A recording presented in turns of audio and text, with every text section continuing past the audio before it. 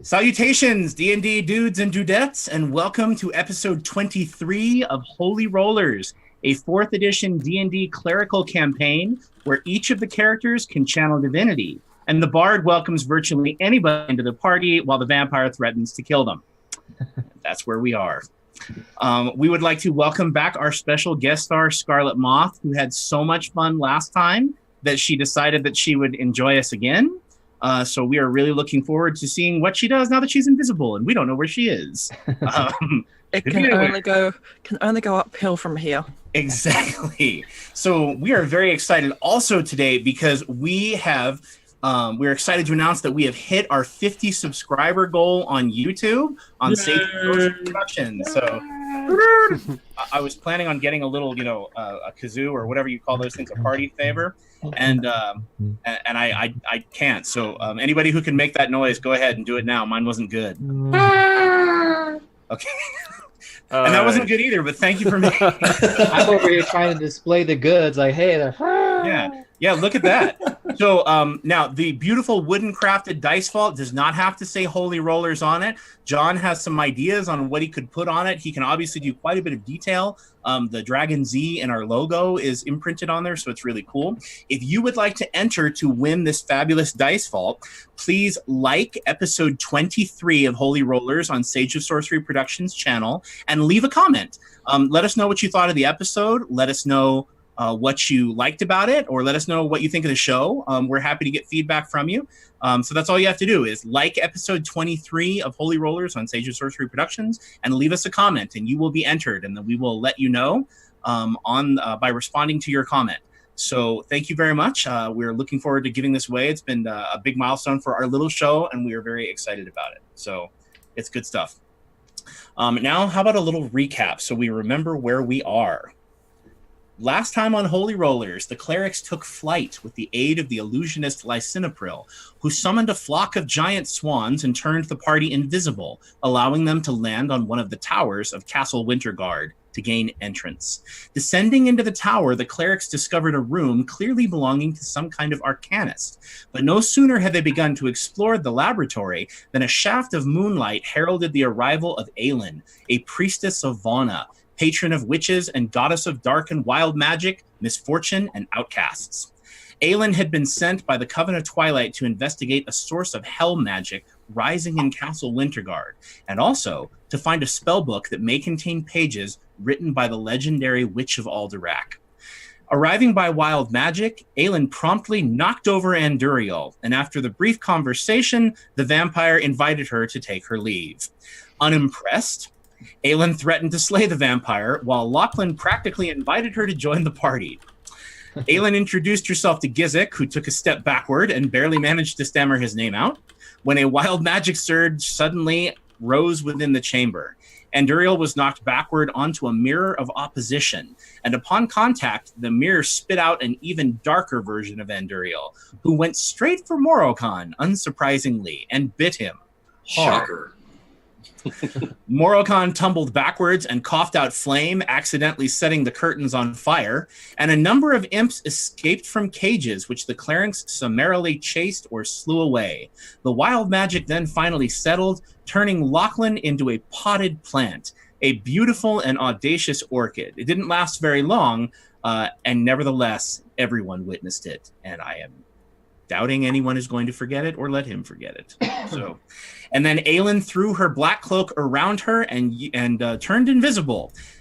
Then coming up the stairs came a wizardly-looking gentleman, and that is where we will begin. So coming up the stairs is this gentleman.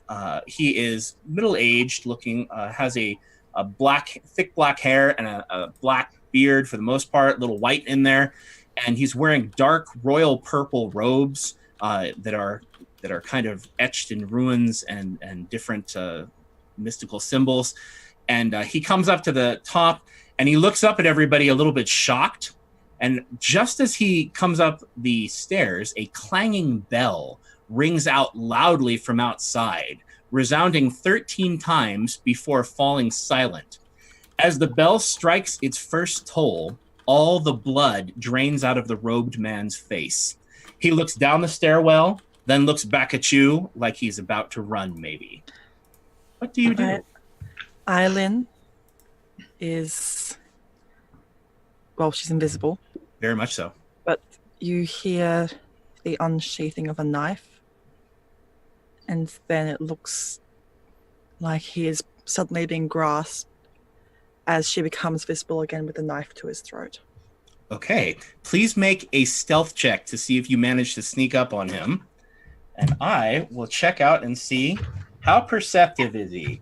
Oh, it looks like he's not trained at all. Isn't that unfortunate for him? Becoming more increasingly difficult not to like this person. I really appreciate her style here. Okay, she has a total of +4 to her stealth. So 16 altogether. All right. He only rolled a 2, so you pull it off. Okay. He looks like he is going to bolt, looks down the stairs, and all of a sudden, Aelin appears behind him with a knife to his throat. And he's like, like... One wrong move, wizard, and I'll cut your miserable throat and leave your blood to the vampire here. She's going to give him a Scooby snack. Okay. He goes, the vampire? I'm not moving. I'm not moving an inch. You have me. Let's bring him up here and have a seat. He's just going to slowly walk him forward. Okay. There's only one chair in this room. You going to plunk him down in that chair all the way by the bookshelf? Yep. Yes. Okay. Absolutely. So he slowly goes walking over there and sits down.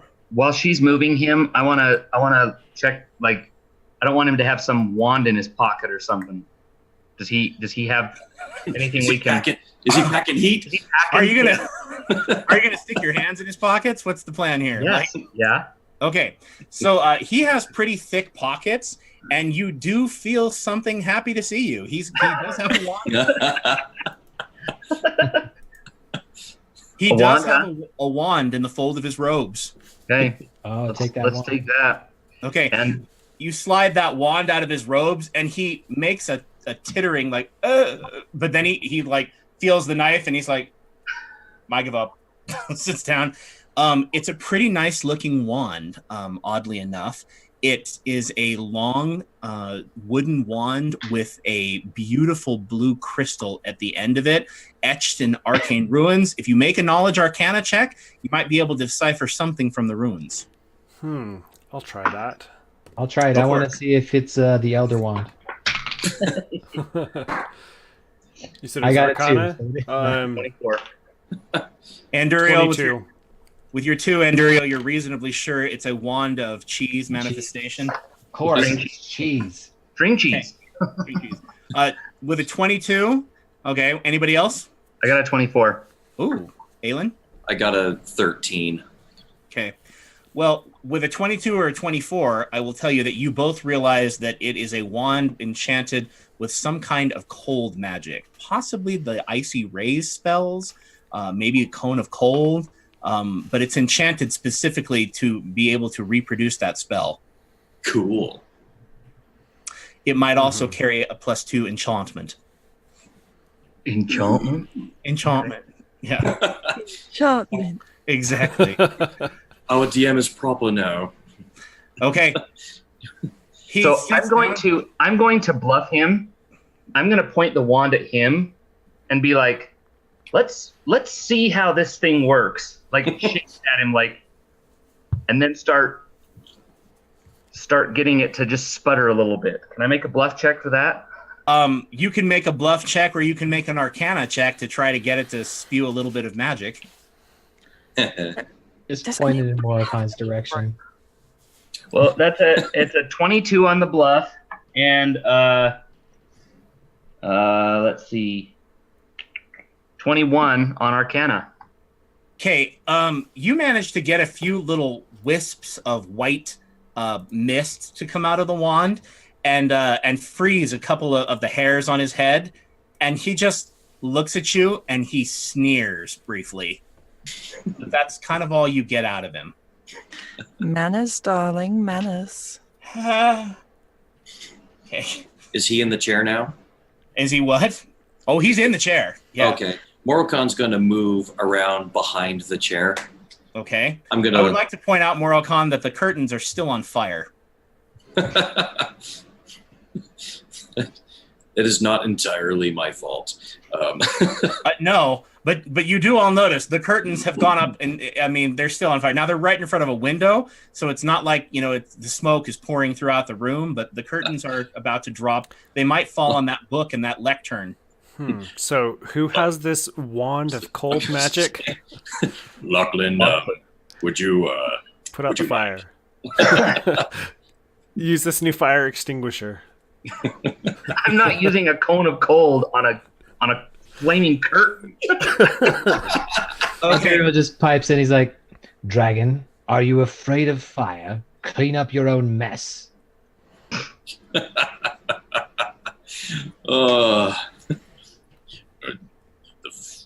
I'll begrudgingly trudge over and rip the curtains off of the wall. Okay. Muttering.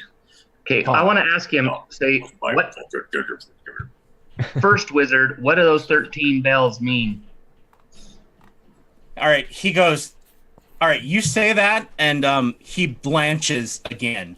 And he says, those 13 bells are to call everyone down to evening feast. Then why do you look so pallid? What are they serving? All right. What delicious dessert are you missing out on? He goes, I should be down there. They'll miss me. They'll miss me if I don't come. Someone will come looking for me. Oh, hush. Nobody misses a wizard. Oh. Okay. She says, well, they'll miss me and they'll come looking for me. I am the court magician after all, but you don't want to go down to that dinner. You don't want anybody to know you're here. Does he say grace on the food? Does she what? Does the wizard say grace on the food? No. He looks up at you and he says, it's a feast of nightmares. You want nothing to do with it unless you want to subject yourself to Hellspawn? By any chance? What did she say? Hellspawn? Okay. He looks up at you. Well, I mean, he can't look at you. You're behind him with a knife, right? Yeah. But she's going to very carefully, draw his head back, almost as if she's going for a very close shave. Okay. Okay. He says, how do you know? How do you know there's hellspawn here? Do you know what's going on? Well, you did just confirm it for me, darling. I'll confirm anything you want to. Are you here to help? Please say you're here to help. Where's Hope Master Andante? Who? Andante, the Hope Master. I don't know. Is he in another room in the castle? I think he's playing dumb. You do? Maybe his tongue needs some loosening. All right.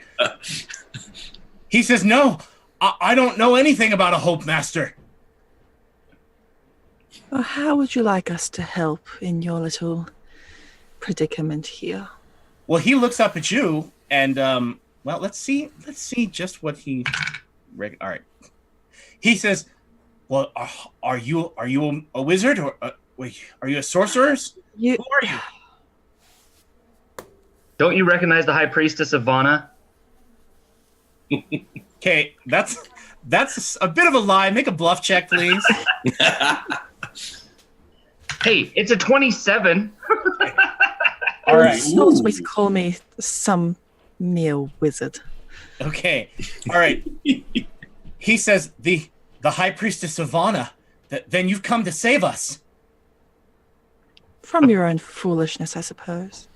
All right. He says it's all that Lady Anastrace's fault. It's not my fault. It was Lady Anastrace who made the deal. She's the one. She's down there right now. She's the one who's calling everyone to evening feast. It's horrific. You can't imagine what we've been through. Who's we? Everyone in the castle. They closed the gates, and everyone who is here, she's been tormenting everyone. She's not as she was, not since she made the deal. Who is she? Who was she to begin with? Lady Anastrace, are you not from Winterrun? No. I look like I'm from Winterrun. Okay, he looks up at you, and he's... But he's kind of looking around at all of you, too. He's, like, not sure who to look at, who's less terrifying. There's the lady with a knife at his throat. There's the Dragonborn, the hag, and the extremely pale gentleman that she just identified as a vampire. So I think he looks around like, and then he looks back at Lachlan and just kind of tries to keep his focus on Lachlan. He says, Lady Anastrace is the wife of the Night Lord. And what'd she do? Has made an infernal pact or bargain. Don't you know what she did? Isn't that why you're here? We have some investigating to do, but I would say, dear sir, that you're not entirely without blame. Okay. All right. He looks at her and gets that kind of sickened look in his eye, and he goes, I don't know anything. All I did was answer some of her questions about other planes. She's the one who made the deal. This is all her fault. So you told her everything she needed to know to make the deal. No, I swear. All I did was answer some basic questions. She's the one who made the deal. It's her contract. Look, I'll take you down there. I'll help you. Yeah, Would right. you happen to know if she or anyone in this castle is in possession of a certain tome?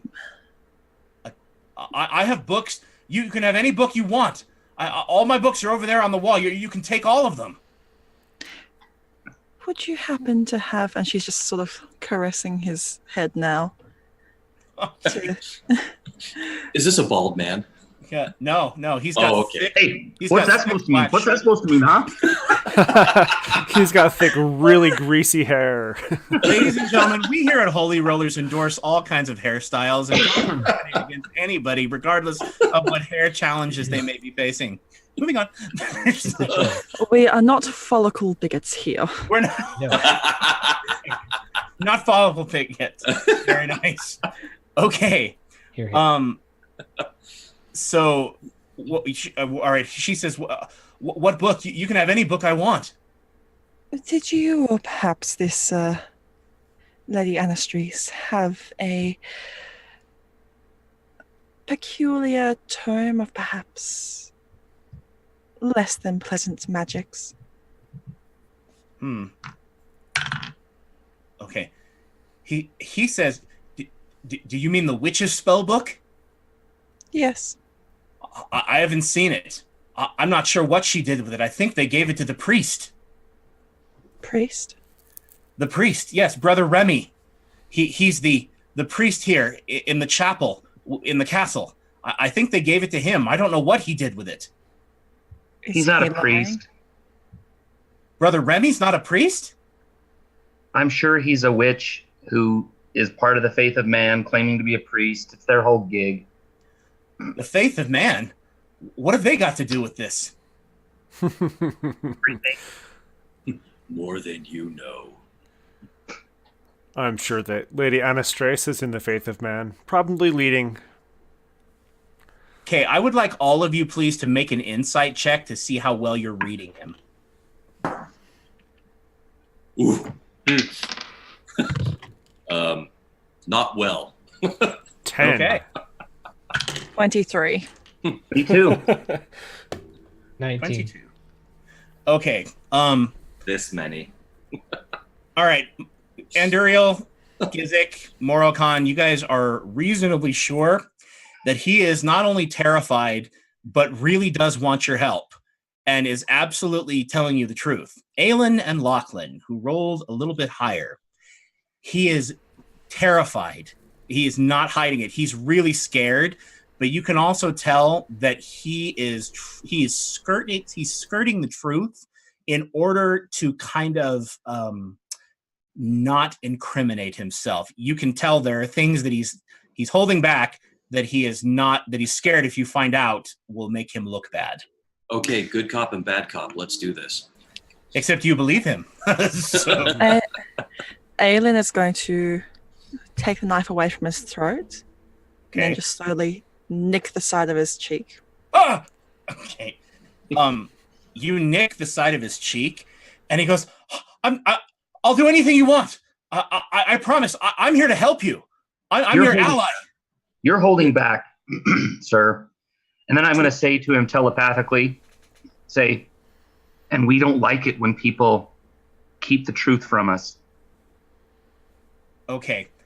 All right. He seems genuinely startled by that. And also he lifts his hand up to the cut and then he drops it like he's afraid if he lifts his hand up, she's going to cut him again. Is there blood? Oh, yes. There's blood. And Duriel's going to make an appearance. Just as planned. He's not bloodied yet, Enduriel, but no. But he's kind of gonna he sees what's going on. He's gonna play along. He's got a little snack right there on his cheek. He's gonna vampire just kind of a little close and put his head right close to the guy's ear and say, "Oh, do keep holding back." No. All right. He looks up and he says, "Maybe I know where the Hope Master is. I think I heard something about him being chained up in the northeastern tower. But I mean, I don't know anything else. I haven't been up there. I've barely been back to I've only been here. I've only been here between my room and between the main hall. That's it. That's all. That's the only thing I was keeping. I don't want to be involved with all that priestly stuff. If Lady Anastrace finds out I told you, she'll kill me. She's going to kill everyone anyway. It's only a matter of time. Unless you guys do something." Do you not understand, you fool, that if we find out that you're withholding information, you're as good as dead to us as well? You don't want to kill me. I have powerful magic. I'm a good wizard. I'm a good man too. Good and wizard have never been heard together in the same sentence. You said you're a court magician. Okay. He's really just kind of eyeing Anduriel, but he does manage to sneer at you a little bit. And he goes, "And I suppose that would make you a witch." I suppose. He's like, so? I prefer such terms as a purveyor of the less than holy arts. She goes, "Well, good. Then maybe you can do something about the deal she made. Lady Anastrace was crazy. I don't know what she was thinking. When Sabella Gable came down with a fever, she was on the verge of death, and Hope Master Andante couldn't heal her. And in fact, he said that her daughter was in the hands of Bestera, who may want her by her side. And it sent Lady Anastrace into a mad frenzy. She was crazed. She was willing to do anything, and she made a deal with the second sword of the heavens. He's the Archangel of Pride. I can tell you quite a bit about him." Oh, we know. Oh, we know. We know quite a bit about him. She's made a mistake. She made a huge mistake. I think she's possessed, and Night Lord Deckard is her prisoner. Where and is it's he? not just him. The bells are ringing. That's just the first round of bells. They'll only ring twice more. If everyone's not down there within three rings of the bells, then she goes hunting, and it's worse than that. Oh, will she come and hunt for you for dinner? I've never missed. You don't want to keep me from it. Oh, yes. Yes, we do. Well, Do you all smell that? Smells like bait. It smells like pee. What kind of bait do you use, dragon? He has clearly soiled himself. okay. That's just Gizik. You get used to it. Okay. Oh, no way. I've got magic. I smell great now. He says again. He says again, I can be useful to you. You don't want to use me as bait. Well, we can just use you for your body. Ooh. What does that mean? Yeah, we could use his body as bait. That means I will very gladly feed you to the demons. If you don't give us something more substantial, you're holding back. Jesus. He looks like, what do I tell? Like he's searching his mind. He says, "But I can tell you more. I can tell you what's going on in the castle. There are you only... can lead us to the Hope Master. I can take you to the tower. Sure, I can get you there, but we'd have to move quickly." Lead on. Just know that if you lead us into a trap, we're kind of vindictive. We'll make sure that you die before we deal with any other soldiers in this place. Morricon's going to growl at that point. Come now, I think death is... It's too much for him. It's too good for him. We can do far worse. Well, you can do enough with just a skull. We'll just make sure we take his head with us after we kill him, and you can use your witchcraft to torture his immortal soul forever. It's like we're making a shopping list here. So make sure you remember the butter and the egg. I would like Lachlan. I would like you or Morocon to make an intimidate check, or both of you can. 26. Ooh, yeah, me too, actually. Okay. Oh no, it's not. Sorry, 24. I can't. Well, either one of those is going to exceed his will. Surprisingly, Morocon can't count to 20 with his shoes on. Okay. Poor Morocon. He's a dragon. He can only count to 6, right? Okay. He says, no, I wouldn't do anything. I can help you. I'm useful. I'm quite skilled. Well, show us what you got without your wand. Lead on. Okay. He says, don't you want to know what else is going on in the castle first? We're waiting. All right. He says, everybody, the survivors, they're all out of their minds. They keep having these manic episodes that are, when they're not panicking and scared for their lives, they get into these horrible boasting and shouting matches, screaming and yelling at each other. And then every night, when we have evening feast, she tortures someone else for entertainment. And then at the end of the feast, she goes on nightly rounds, and she takes someone with her around the castle, and she subjects them to horrible nightmares. She's done it to me. She's done it to everybody. It shouldn't have happened to me. It shouldn't have happened to anybody. And then he looks up like, was that enough? How many others are like you? What do you mean? Wizards? I'm the only one. There's only one court magician at a time. How many others have there been? Court magicians? Just me. I've been here for years. I'm a good wizard. I promise I can do whatever you need. If you value your job and your life, I would recommend that you do not hold back any useful and pertinent information from us. Lead us on and guide us unseen. Okay. He says, we're going to have to move quickly.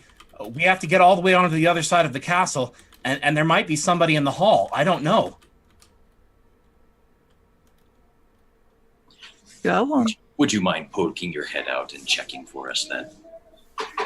He says, I'll check. That's not a problem. Everybody knows. Everybody already knows that I'm here. And Uriel, will you follow and make sure he does not make a break for it? I'm not going to run away. No, you're not. Okay. All right. He very carefully heads down that tower steps and heads down. It takes him about 3 full movements to get down to the base of the tower. And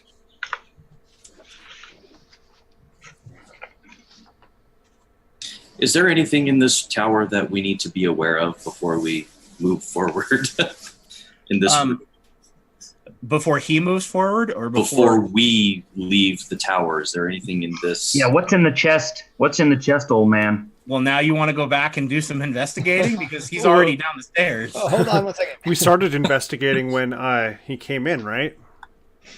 Yes, when he came in, but everybody stopped and started playing 20 questions and knifed the throat and cut the cheek man. Yeah, that's true. I mean, Whatever. It's just loot. We don't need. To be fair, if I anything. saw the 5 of you walking down the street, I would find you terrifying as well. But anyway, Anduriel, he goes down the steps very, very slowly. It's 3 movements to get down, and he gets down to the base of the tower, and you are in that hallway right there. Okay, and he looks down the hallway and he says, "There's nobody down this hallway. Do you want to go get your friends or?" Well, Anduriel's going to call up in the mind link to Anduriel that it's all clear. Anduriel is going to call to himself in the to Lachlan. Sorry. Okay. It's only 5 squares. Hey, Anduriel, high five. Good job. All right. Yes, but Anduriel doesn't know that, Lachlan. So Anduriel's like, thoughts. No, he'll just say, no, my party must come with me. Come, I'll follow you up the stairs and we'll get them and then go back down. Okay. Actually, no. Anduriel's going to stay at the bottom, send him up to get them, and then come back down. Okay. All right. He walks up about 5, maybe 6, 7 steps away from you, somewhere in the neighborhood, like a comfortable distance. And he looks down at you and he says, I really am a very accomplished wizard. I can certainly be of help to you. If you mean to take on this evil, I promise you'll have my magic at your disposal. Ooh. Cool story, charlatan. Just go get my friends, please. Okay. He heads up the stairs. He just really wants us to see his CV. Yeah. He's like, I got so much good things. He's like, let me tell you about my encounter powers. That's not. I can really help your brand. Okay. About 5-10 minutes go by, and nothing. All right, Anduriel's going to go up the 5 stairs. minutes? I'm not going to wait for 5 minutes. Well, if we're rummaging through that tower room, then. Well, if he's already gone, I'm not rummaging. I'm going to be. He's got like 1 minute going down the tower, and then I'm following after him. Okay. Well, he and Anduriel go down, and then Anduriel sends him back up, and inside of that 1 minute, he's gone. Lachlan, you come down and you see Anduriel. So I'll telepathically say, "What the heck? Where'd he go? You lost him?" He went up to get you, fool. No, he didn't. Yes, he did. You got played by a wizard. Trust me, it was a team effort. Can't you smell him or something? I'm not a werewolf, but I could probably track him down somehow. No, you're a bloodhound. Who needs him anyways? Well, I just would prefer not to walk into an ambush, but Get the yoga, see if he has some magic to find this charlatan. okay, I'm gonna go back up, but I want to feel the walls along the way and see if there's any sign of a trap door. How wide is the corridor? How wide is the staircase? I don't know. It's wide enough for one person to walk up comfortably, 2 people uncomfortably, but it's kind of like a square and a half. Okay. But anyway, so you go feeling around. Please make a perception check if you're looking. You're looking in the stairwell for something. Yeah. Okay, go for it. Yeah, see if he went predator and he's invisible now. You sure I can't perform my way into this? If you can describe to me how you charm the stones with your yeah. Secret door, reveal yourself to me. It's a 19. Jazz hands your way Which through is the still stairwell. fair. And 19 is not. 19 is good. You do not find anything. You don't find any secret door. You don't find any evidence of anything. You're actually left to the conclusion that he might have escaped with magic. Okay, I go up there and I say aloud to the other three, the vampire lost him.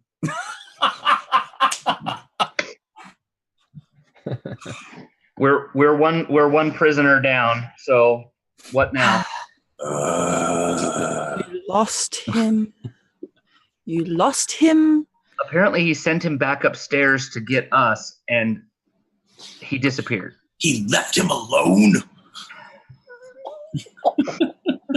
Well, then. I told him specifically to stay with him. And Duriel doesn't take orders, so c'est la vie. What are we gonna do? Let's go back down and just go find this tower ourselves. Poor Anduriel recently was slain in effigy when a copy of him was brutally murdered by his friends, and now he's been berated by the whole party. What is any response, or does he just kind of like? Oh, I'm only saying this because Anduriel's not there. Oh, gotcha. Never mind. I'm not there. Okay. All right. He did tell you where Hope Master Andante was, if he was telling the truth. Gizik is muted. Did you say something, Jeff? Oh, you're muted, Jeff.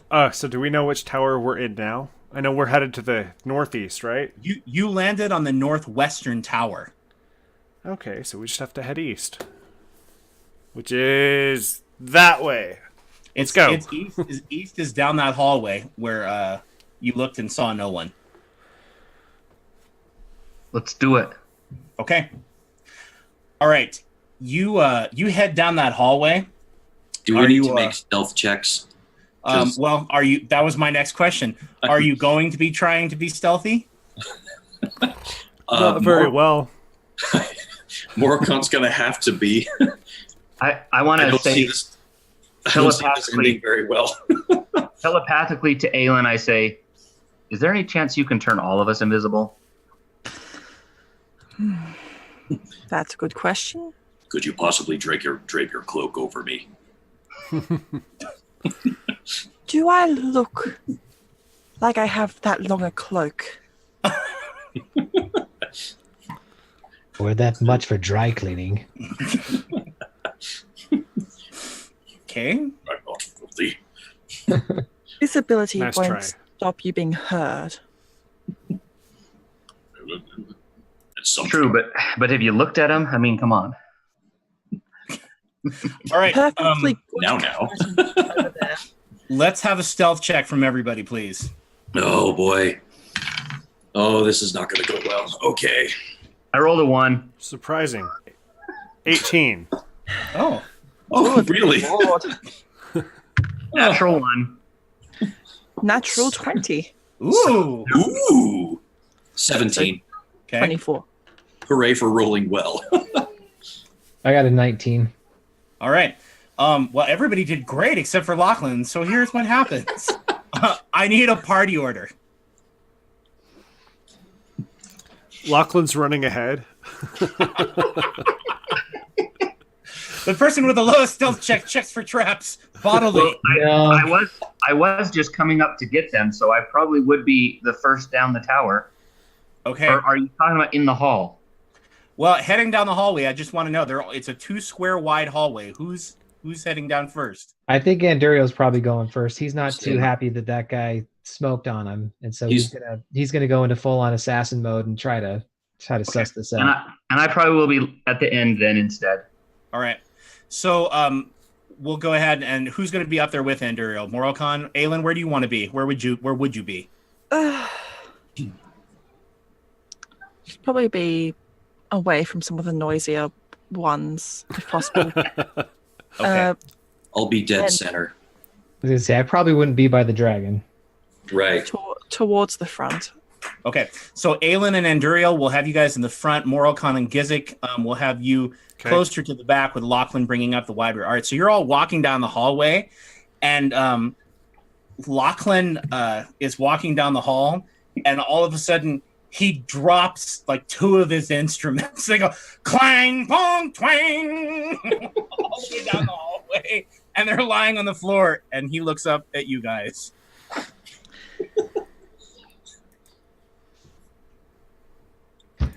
If you're expecting me to tip you for that.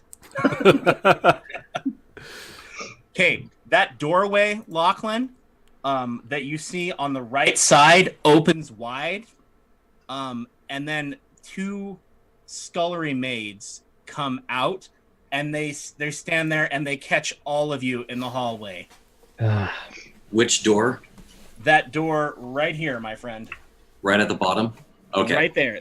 That doorway opens. Lachlan, you're about right there is where you get to, and clang, bong, the one-man band over there. So as soon as the door opens, Lachlan says, good ladies, we're here for the entertainment. Could you come with us and show us where we can set up? Okay. You say good ladies, and one of them turns over and she goes, she's not a good lady.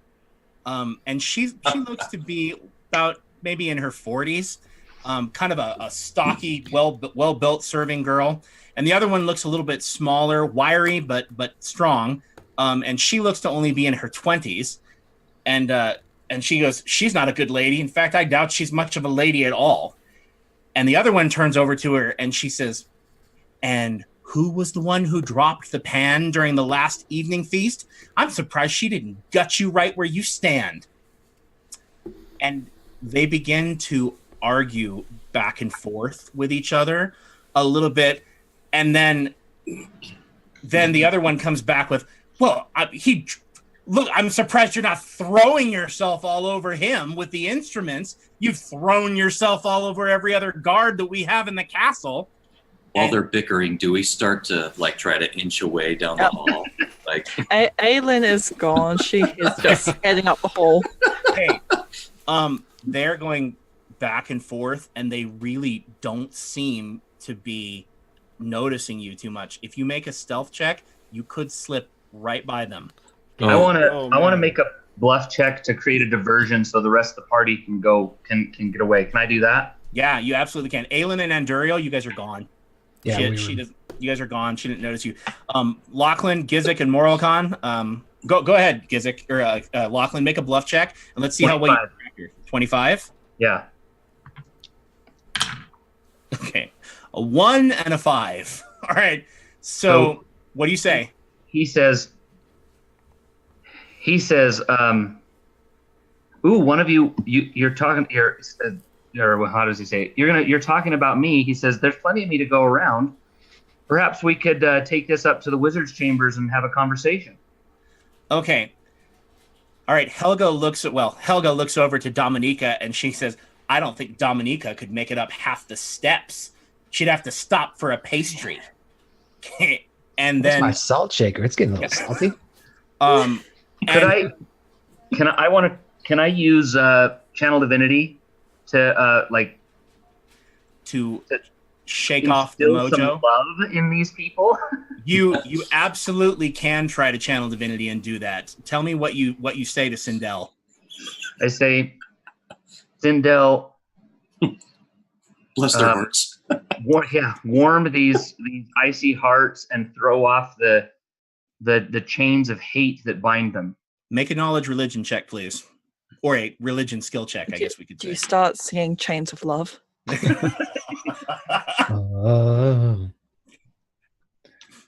23. Okay. It is a night to day change. When you channel divinity, you take your holy symbol and flare with rose-colored light, and both of them look at you, and you can feel the anger and the pride drain right out of them.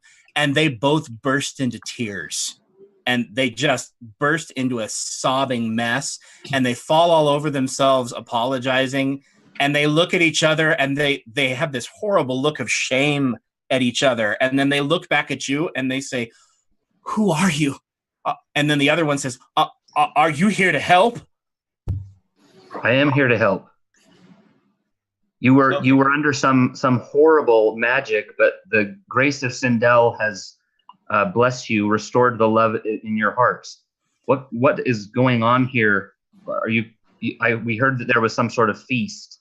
Okay, All right, the blood drains out of their face, and they go, "Oh, the second bell. We have to get the food. The second bell will be ringing." And they grab you and pull you into what actually turns out to be the kitchen. So they pull you into the kitchen, Lachlan. There is another serving girl in there, and then there is a cook, an older cook.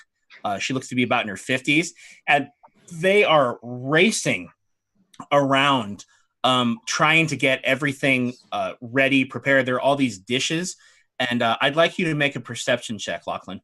Let's see what you notice in the room. The rest 19. of us are just outside then going, well, Oh, we're not helping. So You guys Across are the all the barn. way down the hall. We're going to split. Lachlan, what you get? 19. Okay, the meat looks funny. There are a number of meat dishes prepared on platters, and it's not boar, it's not venison. You're not quite sure what it is. It's long pig. It's not quite anything you've recognized, and you get a suspicious feeling in your gut. Oh boy. And they Does it all look smell like pork? well, Smells like pork, tastes like chicken. it might taste like chicken. There's a distinct possibility, but all right, now we will switch over. So to those of you walking down the hallway, So Morricon and Gizik are just like, so do we follow them or do we follow Lachlan? What do we do now? Shall we continue on? well, Aelin and Enduriel have left you behind. So, Right. Aelin and Enduriel, you guys arrive at the base of the next tower. Right. Was this the one that he said was the Hope Master's chambers? That's what he said. Yeah, let's just keep heading east towards the tower. Okay, Aelin and Enduriel, there's a tower door. And Duriel's gonna stop at the door and kind of look around like, Okay, the hallway is empty. In both directions, the hallway is empty. he says to himself, first I lose the magician and now I've lost the ogre. It's not a good day. Oh no, the Morricon and the ogre are catching up. Oh, they came with us? Okay. Yeah, they're not there yet. You guys get there first. You've lost the bard, so Where's the bard? I would say that it's a fantastic day in your eyes. He found some ladies. Oh. He found himself some fly honeys. Okay, so Morricon catches up to you and tells you Lachlan found some ladies. Well, I'd rather not go on without him. What say you, ogre? I don't want to wait for him. I would prefer not to wait. He may be a long time. Dragon? Or he may be 5 minutes. Let's be honest, he's going to be 5 minutes. I have a very healthy constitution. Thank you very much. You're not even here, bro. Good night, ladies and gentlemen. Good night. You can't defend yourself. You're not here. You're not here. Wow. Okay.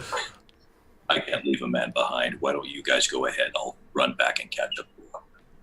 So, Aelin will open the door and bow and motion the others in. Okay.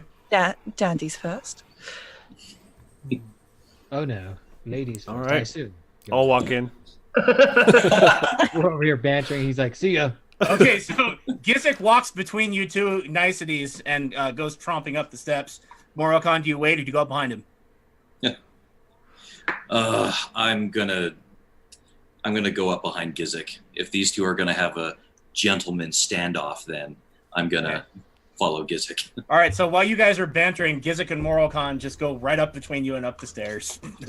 It was a great 30 seconds I had hunting with another hunter. Now I've got to follow these oafs. Okay. Alrighty. You go up the tower, and you are assaulted by a really, really disgusting smell. Make a perception check, and let's see if you can figure out what it is. Gizik's in the front. I will. You say 7. perception check?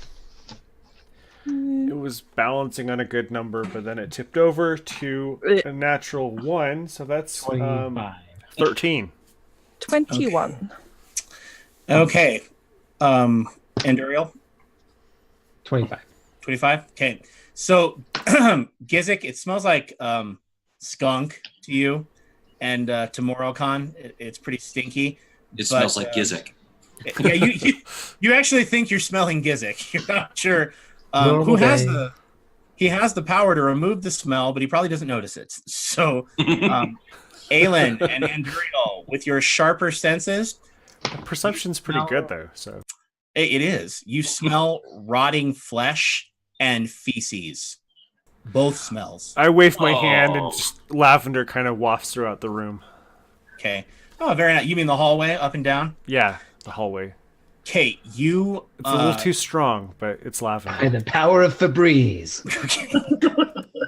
You spray a gentle mist. And then, okay, it's a good thing you do, because as you come up the steps, you get... It's another 3 movements to get up. And on the third movement, there is a body hanging from the ceiling, suspended from a chandelier, like one of those small chandeliers at the top. It's one of those cast iron deals, but with candles on it, a little smaller. And the spiky ones. Yeah, one of the spiky ones that you wouldn't want to fall on you, but it's not very big. It wouldn't, it wouldn't hit too bad. But what is disturbing is that the body hanging from it is wearing the tabard of one of the Just Blades, that white tabard with the crisscross 3 swords, and it is foul. It's rotting. In addition to that, there on the sides of the walls, there are a lot of ruins that have been etched into the wall with blood, or at least you're assuming them with blood. Aelin and Gizik, would you like to make a knowledge arcana check to see if you can sort out what the ruins are?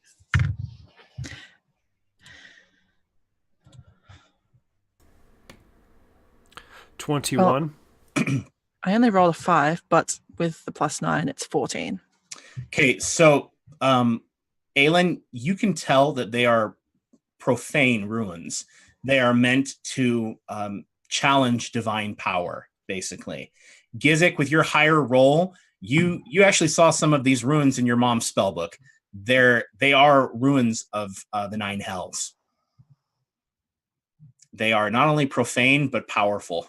And they are painted onto the walls, presumably with blood. You keep going? Well, I don't particularly understand this handwriting, but I don't like what it's written in.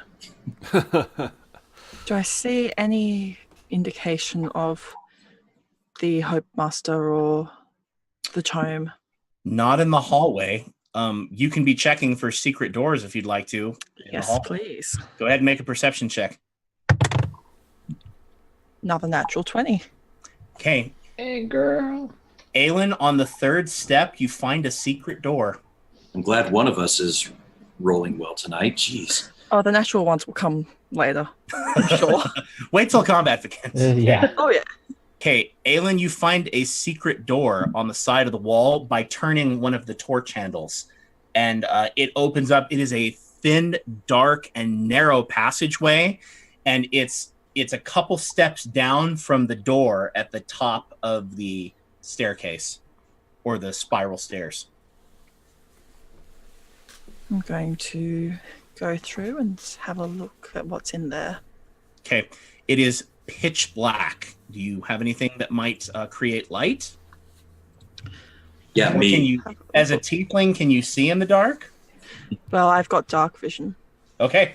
All right, Aelin, you see the chamber is very much undisturbed, and the air that comes through there is it's much better. I mean, it's musty, but it's like a breath of fresh air from how badly it stinks up at the top of this hallway.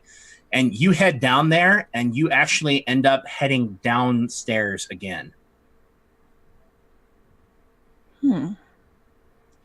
It goes on for quite some way, so you can keep going, or you can go back. It's up to you. What do the rest of you do? She's going to wave to the others, saying, I'm having a look down here. Follow me if you wish. Okay. What are you guys going to do? We already done split the party thing. That's what I'm thinking. We'll follow. Yeah. It smells far better in here. I'm going to be very hesitant to follow. As wretched as it smells, at least I can see. Okay. It doesn't smell that bad. Says Son of Hag. Okay. Perpetually nose blind. You guys follow Aelin down this secret door, and you got the two towers right here. And so this passageway leads you through the walls down the tower into a side passage, and actually kind of it goes under and it comes up. So it goes for quite a distance through the castle. You're a little disoriented. You're not quite sure exactly where you're going now that it's gone down, over, and around and back under, and you're coming up again.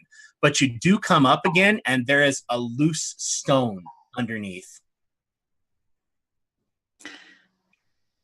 Going to just see if I can push it up slightly and have a look through. Okay, you want to make a stealth check and see how quiet you're able to be? Yep, 17. Okay. All right. So here's what happens, Aelin. You open up the stone and have a look, just the slightest look up, and the smell of rotting meat and yuck. I mean, it really just death and rotting corpses hits you guys all over again. Close it. You do catch the sight of some church pews.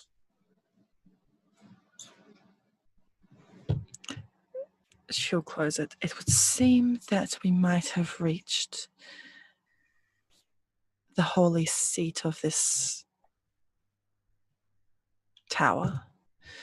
Is there a church or a place of worship that you know of here? Make a knowledge history check, gentlemen. Let's see how much you know about castles in the Adari Republic. 8. 18. 9. All right. I win. All right, Morocon, you know that it's pretty. You've heard actually in your travels that it's pretty common for a castle of any night lord over a town to have a private chapel that people attend. For whatever purposes, for prayer, or if they can't make it to the main chapel of the town. Sometimes the chapel in a castle over a town will be the only chapel in the town itself. But this seems to be a private chapel, but it's not uncommon. So do you communicate that to the party, Morocon? More or less, yeah. Okay. I'll be happy to instruct to get us in and out as quickly as possible because it stinks. Well, I mean, so Andurio's kind of like thinking, well, look, we don't know what's up there. It stinks. We do know on the other side is the tower where probably Hope Master Andante is, and that's why we're here in the first place. It stinks up there too. Everywhere stinks. Gizik stinks. We all stink. Let's go get the Hope Master and then go from there. I think we finally agree on something. Should anything go awry, then we do have another route of escape. It is good to know. Thinking as a hunter. I like it. Okay. So, let's move. All right. So you lower it back down and you guys head back down the passageway and back up.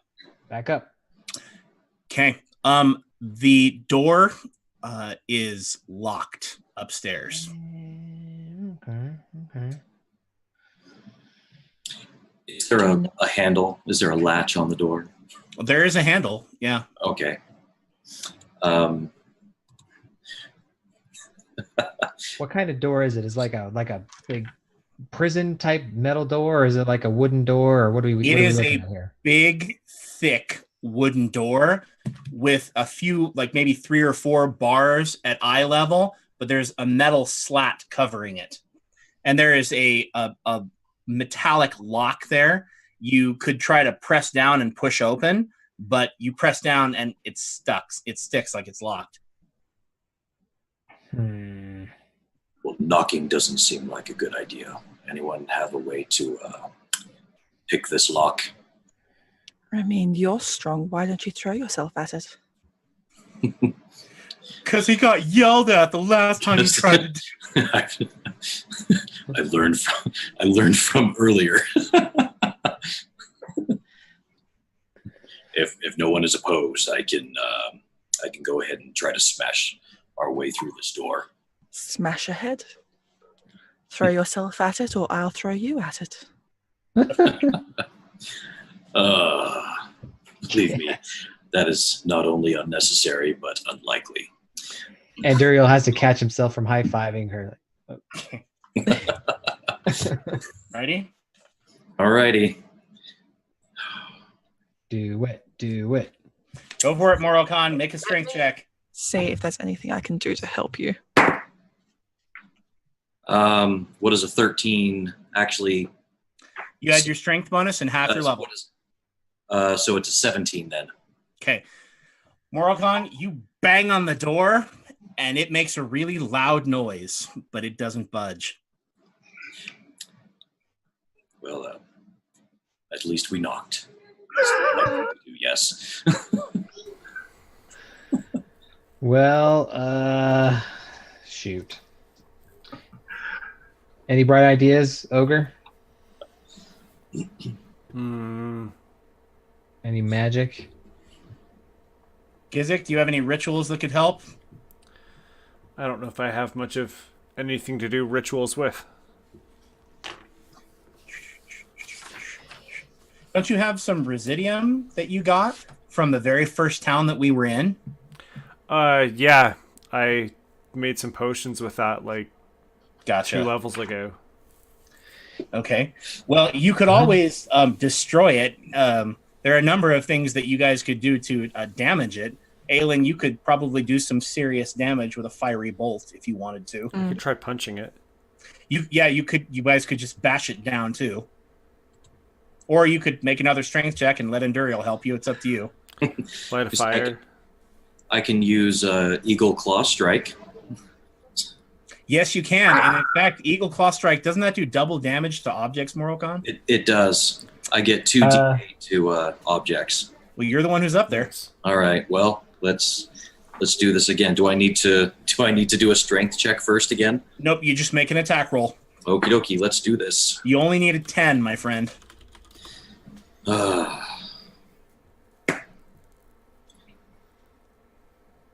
Plus 10 it is. Okay. Morocon, roll your damage, please. It's 4d8, I believe, plus your damage bonus. Yeah. Let's see how much of the door is left. Okay.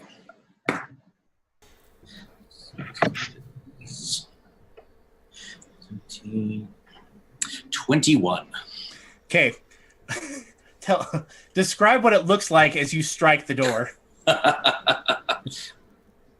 First of all, how do you try to get it open? You try to shoulder it open the first time? Well, no. I would have balled up my fist and tried to smash it the first time, but it's just going to come across as a really loud knock, I think. But now I see how solid it is. I'm going to root myself low to the earth and really throw my hips into it. And okay. I'm guessing with the 21, I put my fist through the door. Yes. You not only put your fist through the door, you put your fist through the door and detach the lock, and the door swings wide open. And it just put your fist through, then you put your face through. Here's Murray. And it echoes down the hallway. And Duriel's gonna kind of look over and say, "Well managed, dragon. Smooth." I hope there was no sarcasm in that, but One never knows. The door swings open. All you got to do is push on it now. Let's go. We're in. Let's go. Okay. If the hallway was a disturbing and profane location, this chamber is like the capital of profane and disturbing location. How many bodies are we talking? You're talking at least 6 bodies. There are 6 dead just blades. 2 of them are chained to the wall, and they've been tortured almost beyond recognition. And 2 of them are hanging from the ceiling, and the entire chamber is covered with those same kind of runes etched in blood. And it's grisly. And you take a look at what they've been hung with, and it's so gruesome you almost don't want to know what's wrapped around their necks. Are they can we tell if they're unquiet dead or if they're dead and gone?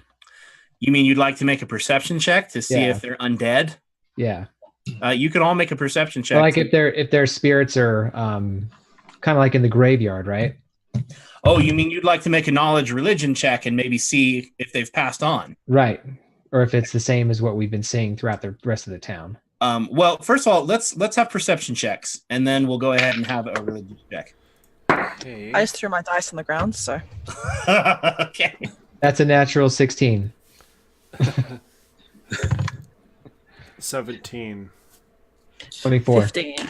Well, Morikon isn't very perceptive, but he rolled an 18 regardless. Okay.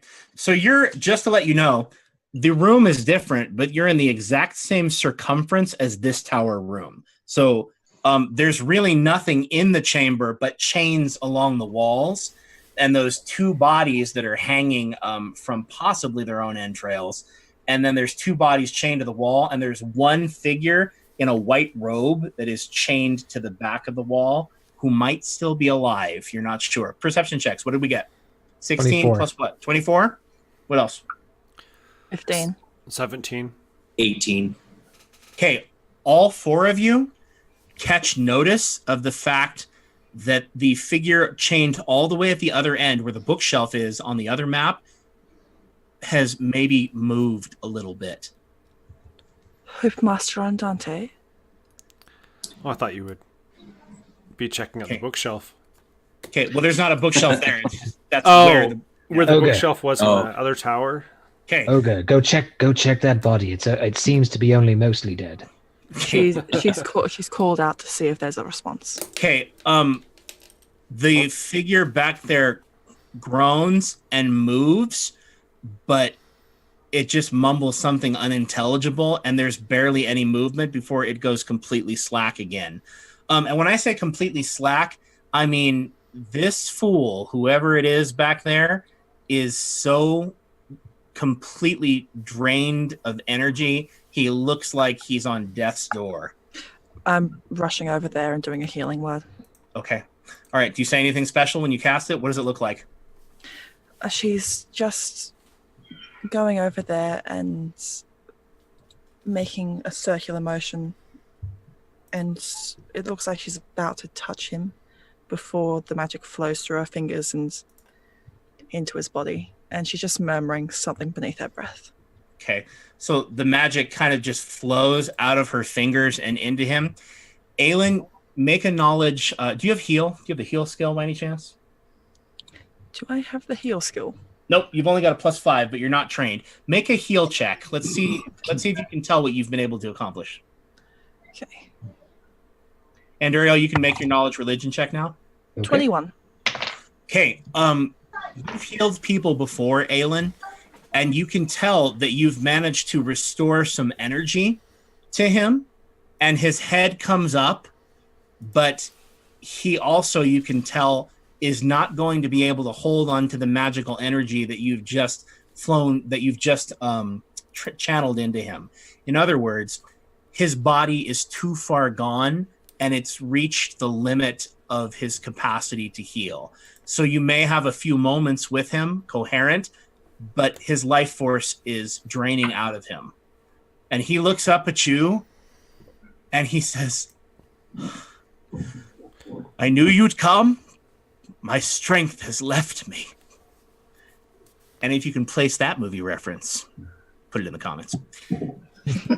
And he looks up and he smiles at you and he says, "Sweet child, thank the goddess that you have come."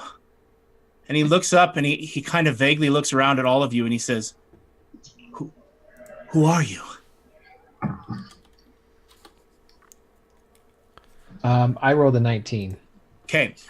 Hopefully the saviors of this castle. And Duriel's still like making sure everybody's dead who's supposed to be dead. Okay. And Ariel, you kind of walk around and are just kind of feeling the life energy.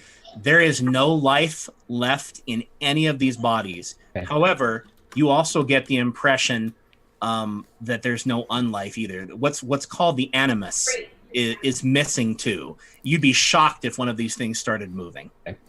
Then he looks over at the man and says, "We are a company of clerics, come to fight and free this land from the faith of men." Okay, and what did Aelin say? Hopefully the saviors of this place. Okay. All right. He nods. We're the band of people who tolerate each other for the common good. Very. Quote Poinketh nevermore. Okay. He looks up at you and he says, "I knew it would be you. I knew you would come. What gods do you serve?" Only the best. So, Please, before you fade, what has happened here? He says, magic most foul. A deal with the devil has been struck, and the shadow of that fell creature has come across the entire castle. I couldn't heal her daughter, and she reached out to any power that could. And he looks up at you, Anduriel, and he makes eye contact with you, and he says, Take the amulet from around my neck, quickly." ew. No, he goes over and I must know. Do you know of a book? There was a book. A tome, a powerful tome. I must stop it from falling into the wrong hands. Okay, he looks very alarmed when you say that, and he says, "Then they haven't found it. Praise the Hope Mother. That the priest in the chapel. It's the priest in the chapel. Brother Remy has taken it. You must get it. You must get the tome. You must take it out of the castle." And then Duriel is going to just put his hand on his shoulder as he's going to hand on his shoulder and start taking the amulet off, and he'll just say, "Peace, Hope Master. Peace." How do we set this place right? Okay. Anduriel, do you just put your hand on him, or do you search for what he was talking about, or you just comfort him? I was searching for the amulet. I put in my hands. I put my hands, peace, and then I'm looking for the strap of the amulet, like necklace, if it is. It's pretty easy to find. You take hold of a heavy silver amulet, quite heavy, and as you lift it off of him, you can see that it's a silver chain, a solid silver chain, and wrapped around, it's joined with a silver disc, almost like a coin, and embossed on that silver disc is a circle of gauntleted fists facing each other, which you recognize as the symbol of the coalition. Mm. And he says, "They tried to take it, and you can't take the amulet." Then he looks up and he says, "As its last surviving member, I give you 4 power and authority to reorganize the hallowed council of the Divine Fellowship. You must find the book with Brother Havernell. You have the amulet." Should we tell him? No, he's just working up to his dramatic. Okay. Okay. I'm not going to tell him. Anduriel, you remove the amulet, and you feel not necessarily power flow into you, but you feel a mantle of power settle over you, and it gradually hits the rest of you as well. It's the same power that you feel when you channel divinity, and it settles on all of you. Okay. And Duriel slides the amulet over his neck and says, again, peace, brother Andante. We will make sure your vision is achieved. Rest. Okay. He looks up at you and he says, You must drive out the devil that has taken the lady. You must find the book. You must. And he nods his head. And Aelin, he looks up at you and he smiles at you. And he smiles at Anduriel. And he says, I envy you taking these first steps. The gods are with you. Have faith. You will weaken his power over the castle with your faith. And then he slumps down, and you feel the last of his life force drain out of him, and he slumps down, and a very peaceful feeling settles over the rest of the room in the tower. You kind of feel almost as though a spot of hallowed ground had been created inside Castle Winterguard. And Duriel wants to perform a quick ritual to pass his spirit, to help his spirit pass along. Okay. As a death cleric. Oh, do I have to roll for that? Nope. This is just a ritual that you perform. So he reaches up and sort of closes the Hope Master's eyes and bows his head and says, Naylock, brother of shadows, escort this good man to his eternal reward. Okay. And with that, you feel his spirit depart. Okay. Quite peacefully. And anyway, you are left in that little corner. And now that we've had this sacred moment, let's switch on over to the bard. Cut scene to the bard. All right. Cut scene. The sacred and the profane. Yeah. Well, Moth, that depends on what he does in the next half hour. All right. He does both of them.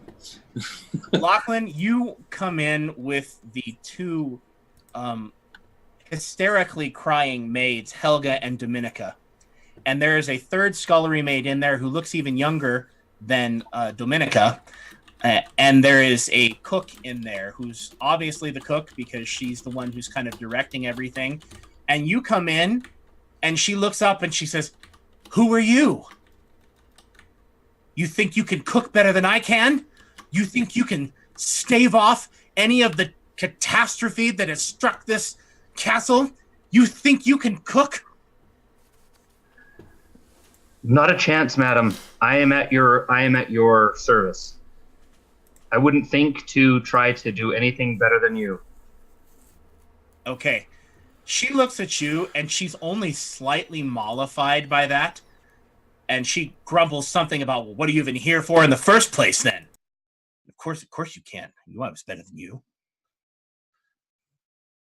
Okay, I want to say to the two blubber, to Helga and Dominica, they say to them telepathically, say, "I can speak to you in your minds, but your sisters here are still under the evil effects that you were under. Can you cover for me if I go and try to aid the Hope Master?" Okay.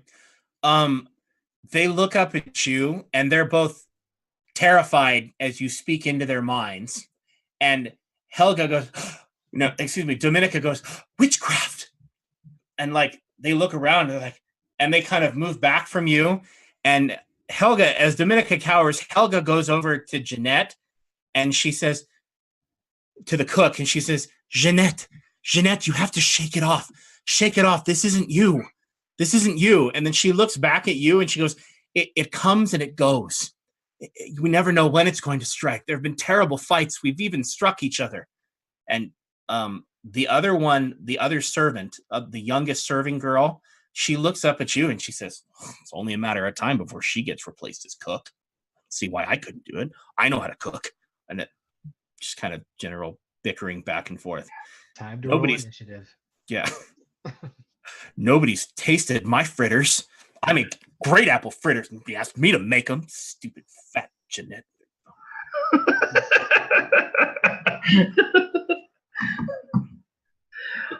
Okay. Jeanette picks up a really empty, heavy pot. I will try something. I don't know if it's going to work. I'm sure it's going to take a little bit before I get my channel divinity back, but at least 5 minutes. But I want to use Bastion of Mental Clarity and see if I can increase their will to drive it out. All right. And you are successful. And what does it look like when you use your Bastion of Mental Clarity? I just concentrate on those other two women, and it's almost like I'm establishing the mind link, and then I just like a mental door. So there's no visual manifestation of it. It's just to them, they feel a clearing. Okay. So you drive this angry pride out of their heads, and you can feel that you've kind of like shoved it to the edge to out of their minds. And as you do this, they all kind of like snap out of it, and they look at each other, and it's the exact same reaction. They burst into tears, and they look at each other. They start apologizing. They look so tired to you. They look just, I mean, you get a good look at them when they calm down. Dark circles under their eyes. And Jeanette, the cook, the older woman, she looks like being in her 50s, comes over to you. She's got a really nice embossed apron on. And she says, who are you? You're not a member of the castle staff. How did you get in? He says, that doesn't matter right now. I'm not alone, and we've come to drive this evil from the castle.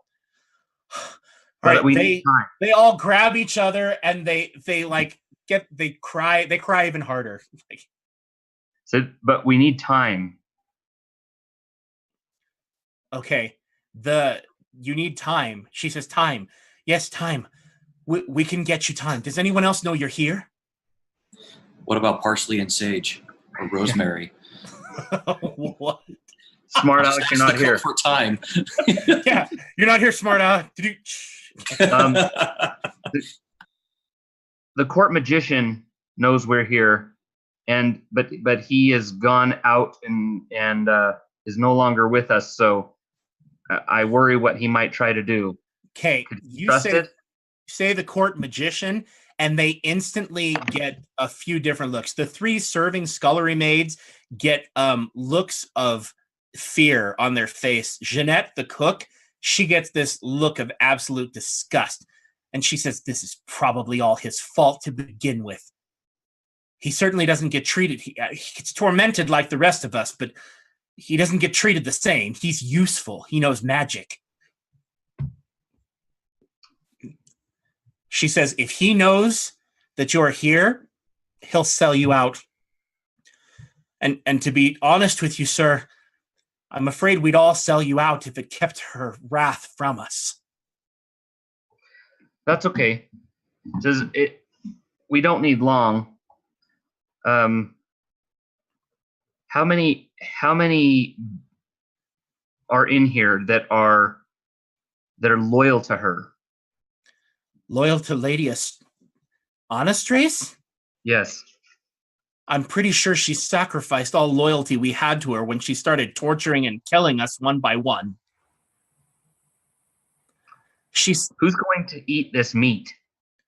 She makes all of us eat it. And it's people, right? She's forced us to cook all of the just blades and several of the servants. She says there are only about 10 or 12 of us left. So 10 to 12 servants plus the court magician plus the lady and the night lord. Is that all who's in here? No, she has a priest with her. And there was the Stanny girl. I think she's been helping. Is she still here? I don't think so, but she comes and goes, the Stanny girl. The court magician is always here. He has to be here. And she says, the mayordomo is here. Lady Anastrace is lady in waiting. Night Lord Deckard is here. The footman, the kitchen boy. And she says, there are just a few of us left. None of the just blades are still alive. And she has a priest that she keeps with her. And I've seen imps, horrible little bat-winged creatures flying through the castle. And other red, scaly creatures whose skin looks like it's on fire. Lachlan, you can make a knowledge religion check with the description that she gives you. That's 23.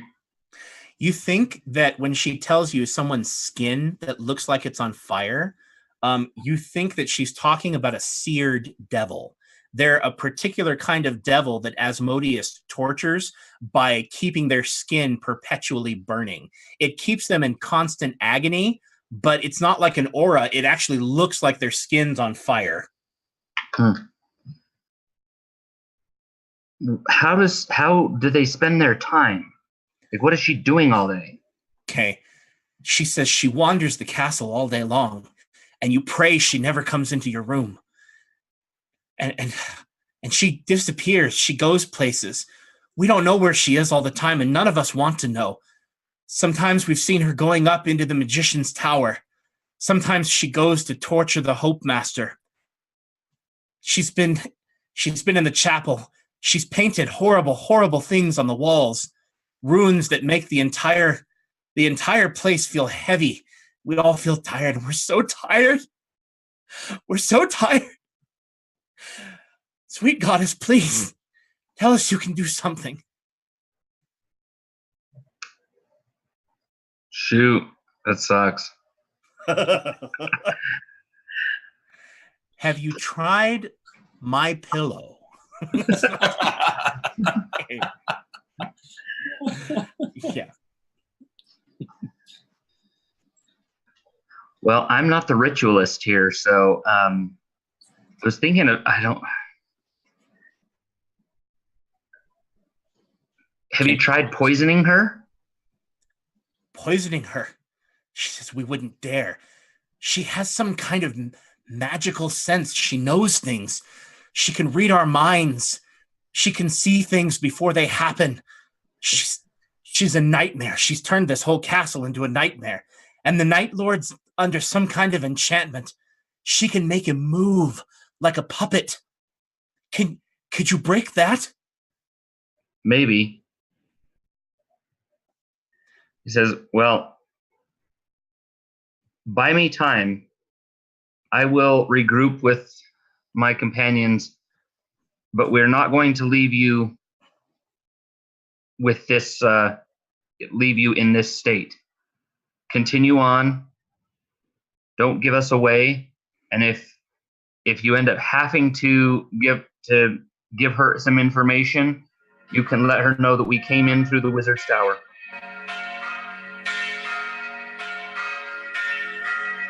Someone's getting married. Okay. The bells go off again.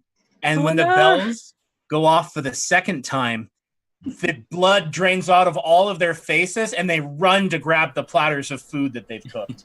And they're like, we have to get the platters out there. We have to go. You can go. If you end up having to explain anything about an intruder, then just blame it all on the wizard.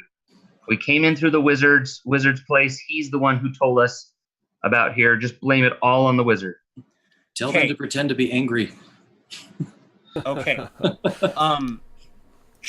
They look at each other, and then Helga, the larger, a little bit older of the scullery maids, She says, calm, calm, friends. And she starts chanting the litany of mercy. She says, with Bestera's litany of mercy. And then as she picks up the litany of mercy, the rest of them begin to pick it up too. And they chant, there is no wound that cannot be healed. There is no situation without hope. And they go through the entire thing. And they all kind of chant it. And then they take the platters and they head out the other end of the kitchen out a door. Lachlan, as they open the door to that other room, you catch a flickering of a body hanging from one of the chandeliers, just a barest glint, and you feel a horrible, profane power leaking out of the room, coming off in waves, and it kind of instantly crushes your holy power. As it kind of assaults you, you feel like weakened, like the 4th edition term weakened, like doing half damage. Yeah, you feel Sindel's distant from you. You don't feel like your bardic magic is any further distant, but you feel like your clerical powers grow weaker. Okay.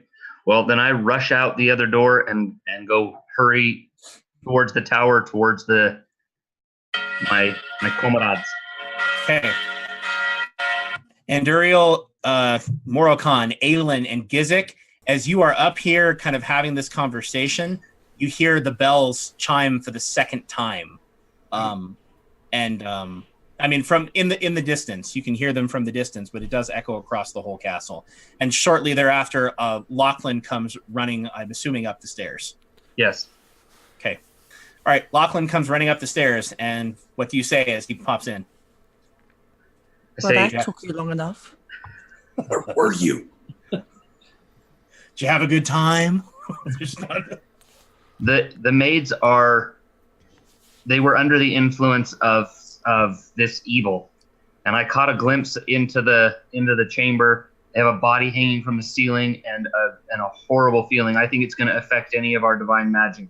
Okay, Lachlan, you say body hanging from the ceiling, and then you look up and see you're in body hanging from the ceilingville. Yeah. Like this. A little ghost. Yeah, we've noticed. And they're eating people. Okay.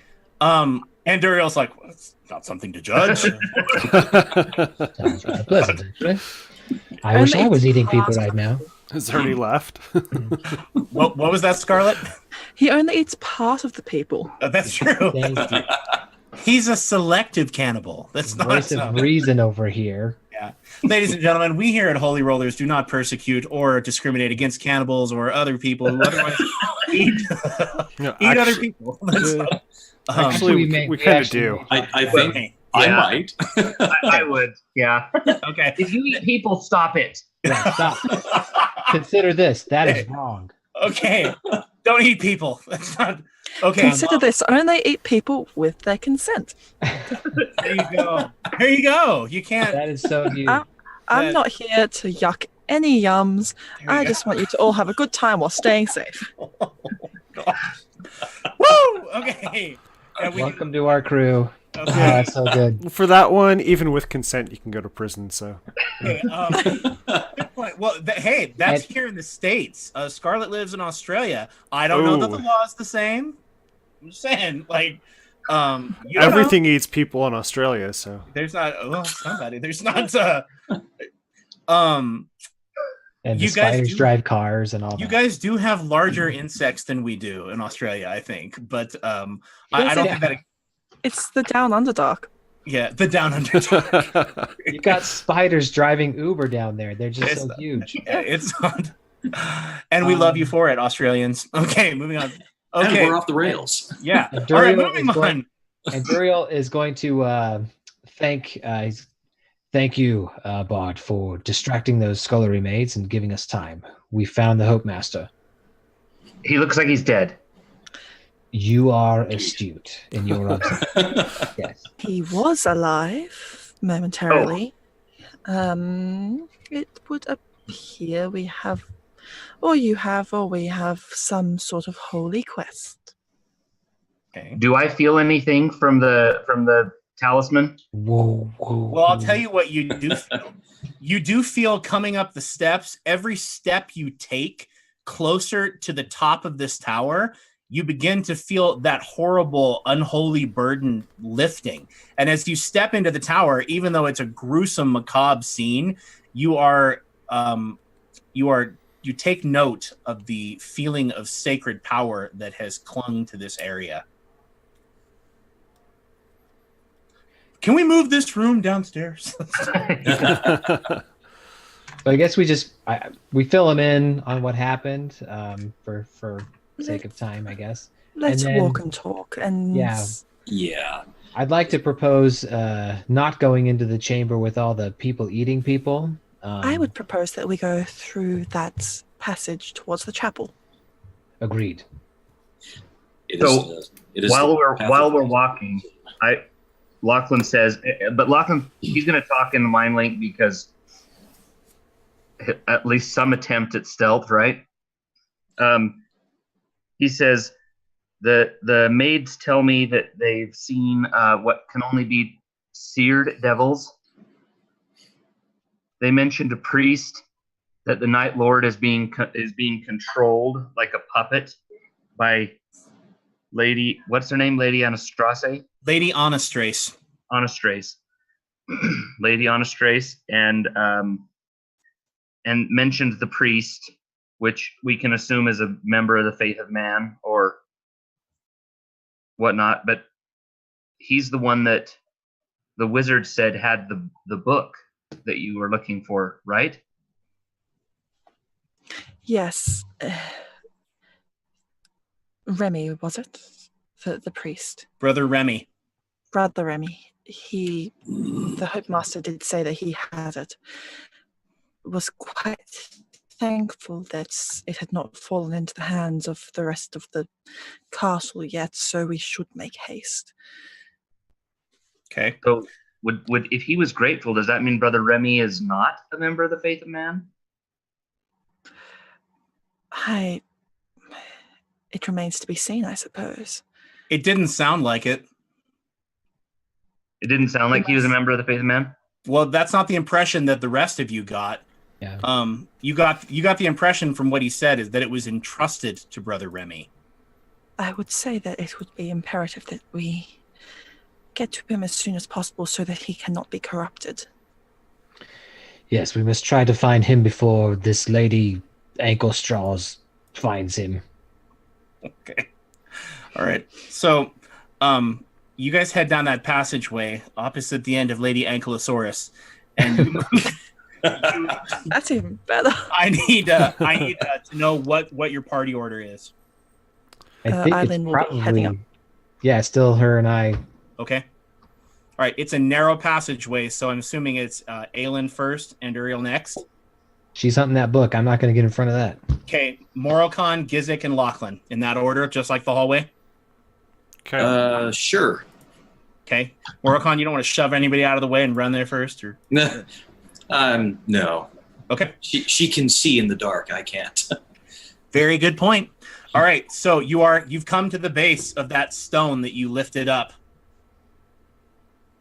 Jack in the Box it. Yep, she's Nice. she's getting Andrew or whoever's there to help her push it up so that she can Okay. lift it all the way off and slide. It's easy to lift off. So you lift it off and you slide and you come into a chapel. And it is at least it was at one point, a chapel of Bestera. It's pretty small in terms of the size. It's actually a little bit smaller than the tower room that you were in. It's a private chapel. It doesn't look like it would seat more than maybe, I don't know, in the neighborhood of 20 people if they all packed in on the pews. So you're looking at about 4 pews on each side that people could sit down on, a little aisle up down the middle, and then there's an altar up at the front, and there was a statue up at the front, but it's been completely defaced. The statue itself has had its head removed and its arms, and the only thing that is left is kind of the torso and one leg, and there's like some chainmail been draped over the torso, and it's been decorated to look like a lady of the evening, shall we say. Not, you know how most, Moth, you'll respect this. You know how most armor designers are men, and it looks like, a chainmail bikini, and that's all you can find. Like Princess Leia. Yeah, it's like the Princess Leia of chainmail has been draped over the statue. They were just Red Sonja fans. Yeah, exactly. Oh, there you go. There you go. You look up, and do you just pop up out, climb out? Having a quick scan around to make sure there's no immediate danger. Make a perception check. And Duriel, you can make one also since you're close enough to see. This is getting a bit ridiculous because that was another natural 20. So did I. Okay, there's somebody in the very front pew crouched down below, hiding. Like at the angle that you're at, he is hiding behind the side of the pew in the front by the altar, diagonal from you. And if you were not looking so carefully, you wouldn't have seen his foot slide in. Or her foot slide in.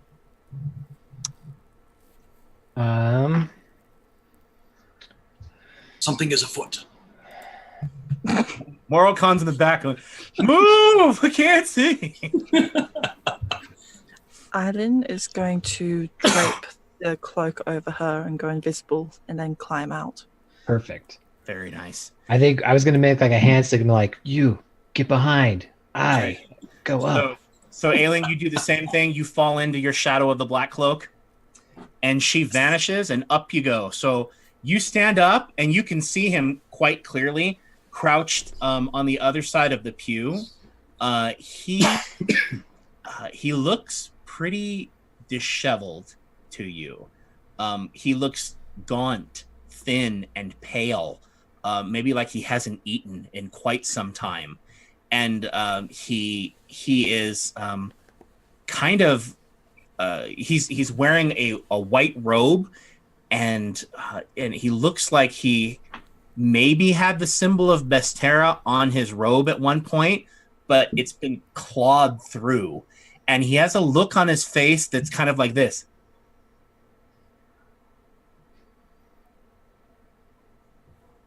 Okay. Eileen will creep up to him and then crouch down and take the cloak off. All right. And just... All right. He looks up at you and he goes, oh! He goes, oh, shh. It's okay. I know it's okay. I'm so happy you're here. Are you here to pray with me? She's going to look at the rest of the party. Oh, have we come out yet? I don't know. I thought we were still in the. I was letting her recon. So if Anduriel sees her talking, he's going to start coming out of the thing. Did Lachlan set up a neural link like with everybody, or is it just? It has to go through me until I take that feat. Sorry. Lachlan can talk to one person at a time. Mm. But he can do it just as easily as talking. So it takes him a little bit of time. It doesn't cost him much. So he's got the mobile phone feed, but hasn't got the Skype feed yet. Yeah. Bingo. Yeah. He's on a flip phone. It doesn't have a camera, so. Exactly. Okay. And Duriel kind of pops up. He doesn't pop out. He's going to slowly come out of the stone in the ground there. So, hello. He's gonna go for his way up. Yeah. And he calls out to Aylin. Aylin, what have you found? Are you Brother Remy? I am Brother Remy. I knew you were here to pray with me. We'll all pray together. Come, let's kneel at the altar and we can pray for forgiveness, and then Bestera will forgive us. Whoa, brother. Slow down. I want to pop up. I do want to pop up, and I want to use my heart sight to see what's going on with this guy. Say, we've all kind of come out of the hole now, haven't we? Okay, yeah, you can all climb up out of the hole now. So you all pop out now. He's like, oh, you've all come to pray. It's so wonderful. I knew she wouldn't leave me in here alone forever. I knew she'd forgive me. She knows that I didn't want to hurt anyone. Brother, would you like the good news or the bad news first? I can't think of anything but good news with you here. What bad news could there be when you've all come to pray with me? Hope Master Andante is dead. That's unfortunate. That's very sad. But I didn't hurt him. He's not one of the ones that I hurt. Who are you hurting? All right, he glances back towards the door at the end of this hallway, and there are a few bodies stacked in front of the chapel door. Not the one you came in, the actual door. What have you done? Lachlan, with your heart sight, he is completely devoid of love. I mean, it's gone. You sense a darkness there, in place of the love that should be there. No human is capable of this little love in their heart. No completely human creature, or mortal creature, I guess you should say. No tiefling, no dragonborn, no half hag, half ogre, no human, no elf, no dwarf, no halfling, no Roka and Kenku and Vampire isn't on the list. I think we get it. Telepathically, I say to Anduriel, this guy's soul is gone. He's not human. Anduriel, you take a good look at him. Snap his neck. You recognize something really disturbing in him. Oh, what might that be? You look like you might share a similar diet with him. So Anduriel's gonna kind of crouch down next to him and say, "What have you done? What have you done?" Hey, hypocrite. No. He looks at you and he says, I didn't do it. They made me do it. I can't leave you. Calm, brother. Calm. Okay. Make a diplomacy check. There we go. That's pennies dropped now. Oh, no. What's your total there, Moth? Big ol' 5. Yes, a high Ladies five. and gentlemen, roll for initiative. Here Oh, tonight. Excuse my Australian. My Australian. Did you say, excuse my Australian? Yes. Oh, fetch. Excuse my Utah. Okay. Did you just fetch at her? I'm sorry. Oh my heck! Look at the language. Yeah. Wow. What in the 9 hex are we doing? Okay. Fetch burgers. That's terrible. Oh my goodness. Okay. All right. What do you got, everybody? 16. 18. 9. 24. And Gizik is speaking German. 9. Who said they got 18? Hey, you got it. Okay. I know a few German words. I know, because you said 9. Ich be fine. Okay, that's one, yeah. I know some numbers. Lachlan, what did you get? I got a 20. A 20. Ooh, okay. Anduriel, my friend, he is going straight for Aelin. What do you do? I'm going to attack him. You are. Yeah, it seems the thing to do. Hypocrite. Takes one to know one. It does.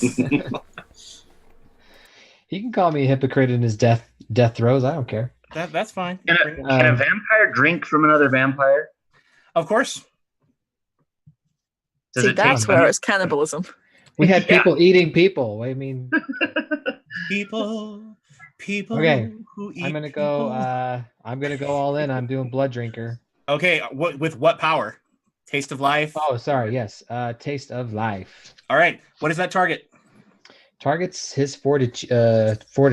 His fortitude is 17. All right. And I have my ring, so I get to roll twice on my first attack. Yes, you do. Good thing, because that was a 2. Okay. That was a 14 plus. That's more than enough. Yeah, that should do it. Okay. Thank you for not rolling a 1. Roll up. It's 1d8 plus 1d10 plus your bonus, I think. Yep. That is 12, 19. All right. What do you do? Describe it. All right. So he sees him going for Aelin, and he, with that vampire speed, reaches out and grabs his arm and pulls him back and brings the arm up behind him and on his neck, just bites into his neck. Okay. The blood is not really satisfying. You do not pull a surge out of him. You do, however, do a ton of damage to him. The blood that you get out of him is not full of life. It's full of death. It's almost like, what is that?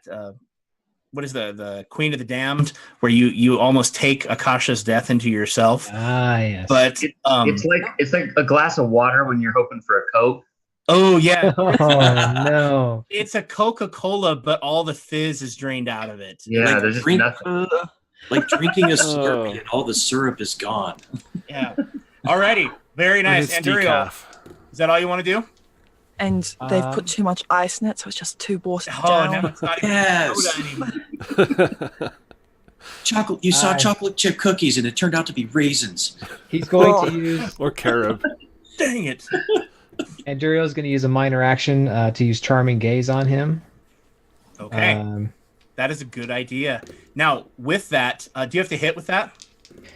It doesn't say that it's targeting anything. Okay, Aelin, with that Charming Gaze, Anduriel has briefly mesmerized him, and you can run without taking an attack of opportunity, which is a good idea for you because you're a ranged caster, and a lot of your stuff is not. So, anyway, keep that in mind.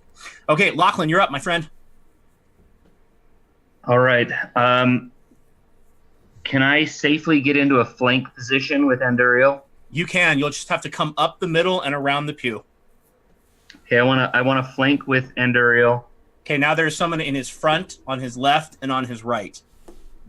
I want to, with my minor action, I want to use Bardic Inspiration, Okay. and I want to do that on Gizik. Okay. So,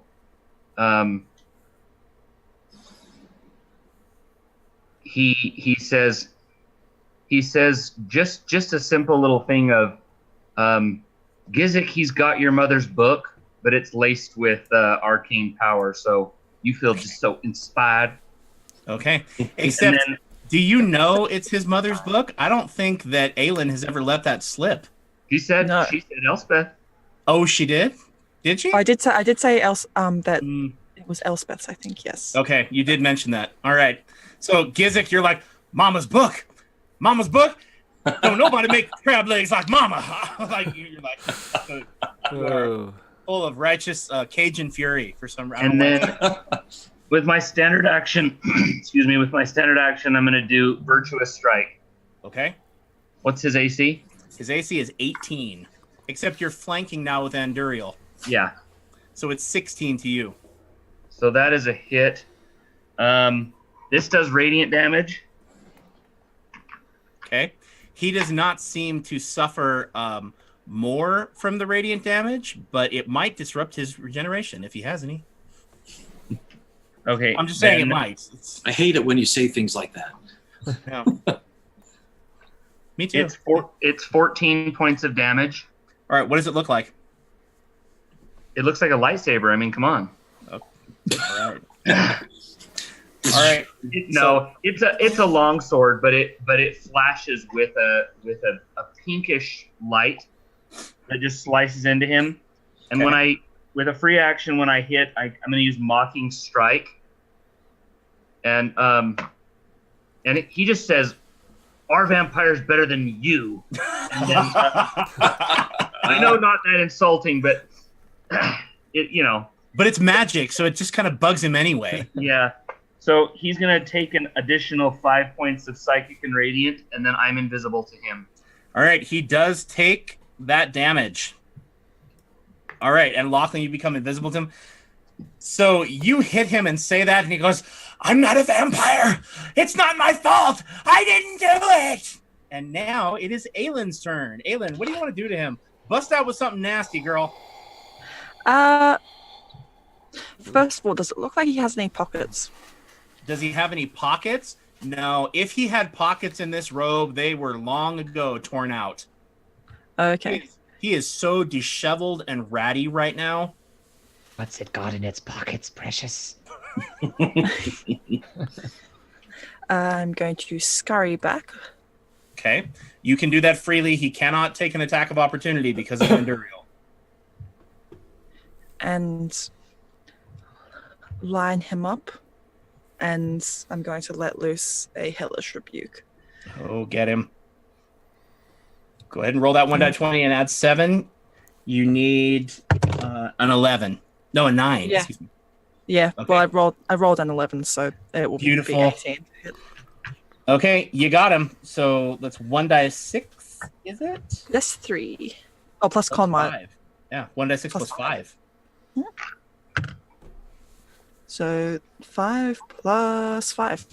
Would you like to use your Warlock's Curse as a minor action so you can add more damage? I'll do that. Yes, please. Okay, roll the 1d8. Big money, big money. 8.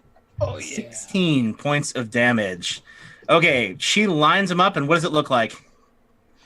She's just suddenly goes quiet and enraged and just, it's like she's pulling the energy from the air around her, and it just gets hot, and you can almost not withstand the heat as she draws it into her and pushes it towards him.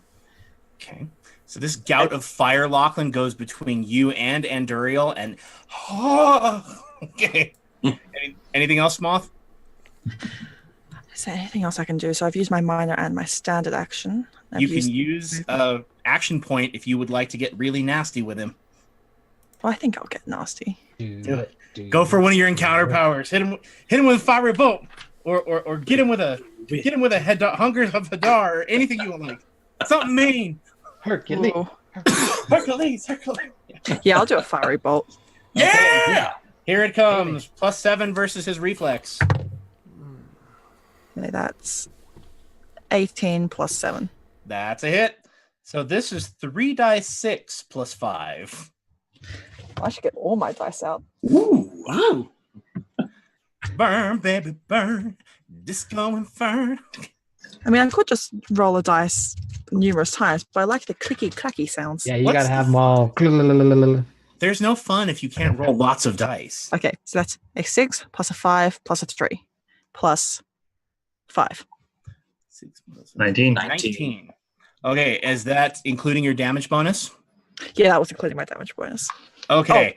From the Warlock's Curse. No, you've already used your Warlock's Curse. You Okay. can't. You can't. You can only use that one time. So okay. All right. What does it look like? Because she burned him once and it wasn't enough. Yeah. So this time she's burning with rage at what this holy man has become.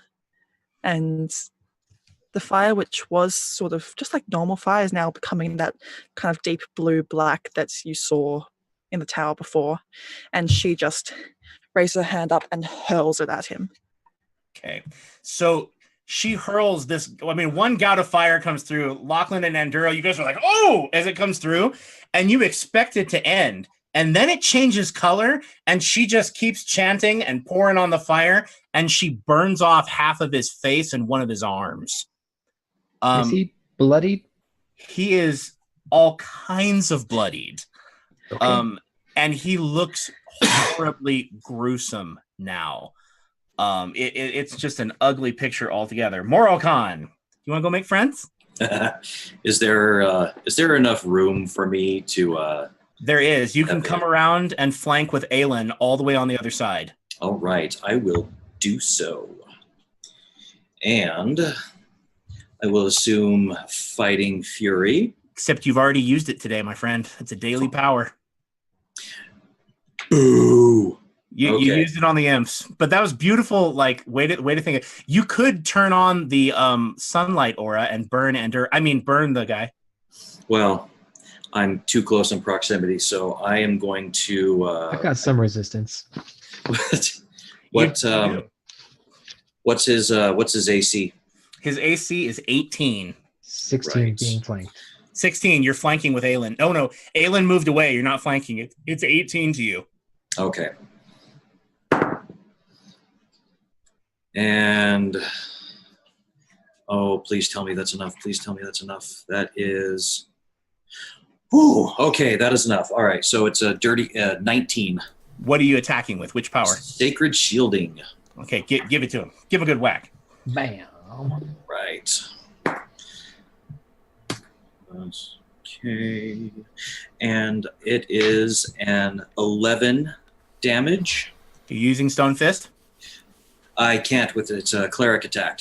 Gotcha. Okay. What kind of damage is it? It's a 2d8 plus bonus. Does it say radiant or is it just a whack with a weapon? Just 2d8. Okay, gotcha. It's a whack with your fist. All right. Okay, anything else that this does? So I gave him a good hard thumping, and then everyone next that is adjacent to me and or adjacent to the target gains a +2 resistance to all damage. That'll be very nice. Okay, so you all feel a shield of light settle over you, which just kind of incenses this piece of vampire that is left even further. He is surrounded by holy power, and you almost feel sorry for him. I mean, almost. And now it would be his turn. And what does he want to do? Who hit him with radiant? Lachlan, you hit him with radiant damage, but you're invisible now, which is really annoying. And Duriel, you bit him, and I think in his twisted mind, he thinks you're a bad person because you're a vampire. He's not a vampire, but you are. Now who's the hypocrite? And Duriel's just a toddler. He's a wee thing, but he's going to try to bite you because even though that would make him a vampire, in his twisted mind, it makes sense. You can't. He doesn't want to go for Aelin. Aelin just ran away and he's surrounded. Well, I know, but you know, when we fight, we always go for the woman because she's always the most dangerous. Well, she has done the most damage. I would like to point out. But not untrue. They do. I will serve him well done. Okay, yeah, he will be. What is that? What do you say in Australia? Something about the Barbie? Is he going to get thrown on the Barbie? He's going to get thrown on the Barbie. He's going to get thrown on the Barbie. Okay, all right. And Duriel, he goes to bite you. Okay. Get cooked, mate. Very nice. That's a 27. What's your AC, Anduriel? Not that. Okay, he takes a bite out of crime. He takes 7 points of radiant damage. He's in my aura. Oh, Lachlan, he just hates you. Too bad he can't see him. He can't. So out of nowhere, a rose-colored holy light strikes him, and he's like, ah! And Duriel, he bites you, and he does 14 points of damage to you. Ugh. And he bites onto you, and he drinks your blood. However, fortunately for him, you fed on living blood within the past day. So, unfortunately, you do give him a rather good energy feast. And that is his first attack. And then he is going to use Dominating Gaze on Morokhan. Morokhan, what is your... Actually, yeah, Aelin, you're too far away now. He is going to use it on Morokhan. Morokhan, what's your AC? Or your will, excuse me. My will? Never mind. He rolled a 20. Oh. Anything anybody can do about that? Let me have a look. Do I get the +2 resistance to You what do, I just... but he rolled the natural 20 for a total of 29. You would have a +20 resistance, and it wouldn't make a difference. It's sort of the wild card. It trumps everything. It does. It's an ugly... It looks like that. It's very pretty. Okay. What kind of actions can I take? Well, I don't know that I see anything that you could do in response, unfortunately. Can I use free actions? We do. Well, yeah, you can use a free action. Do you have one on your sheet? I would like to channel divinity, please. Oh, what's she gonna do? She's going to start chanting to herself as she sees this and is chanting, Vorna, give me strength, let your eye cast over this evil being and put him out of his misery, as she's casting Mogra's evil eye. Oh, very nice. And that is a natural 1 on Mogra's evil eye. Yes. Okay, very nice.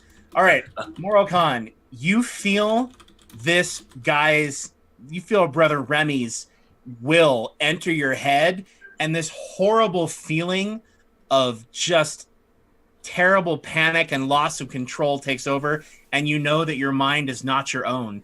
And then in the back of the room, you all kind of hear Aelin praying to Vana, and she looks, and all of a sudden the vampire, he's looking at you, and some kind of a little piece of stone falls out of the ceiling and hits him in the head, and he goes, oh, and it breaks contact.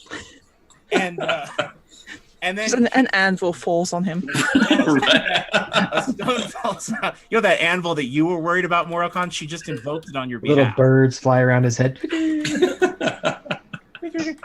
This stone hits him on the head, and he trips and stumbles backwards and falls over.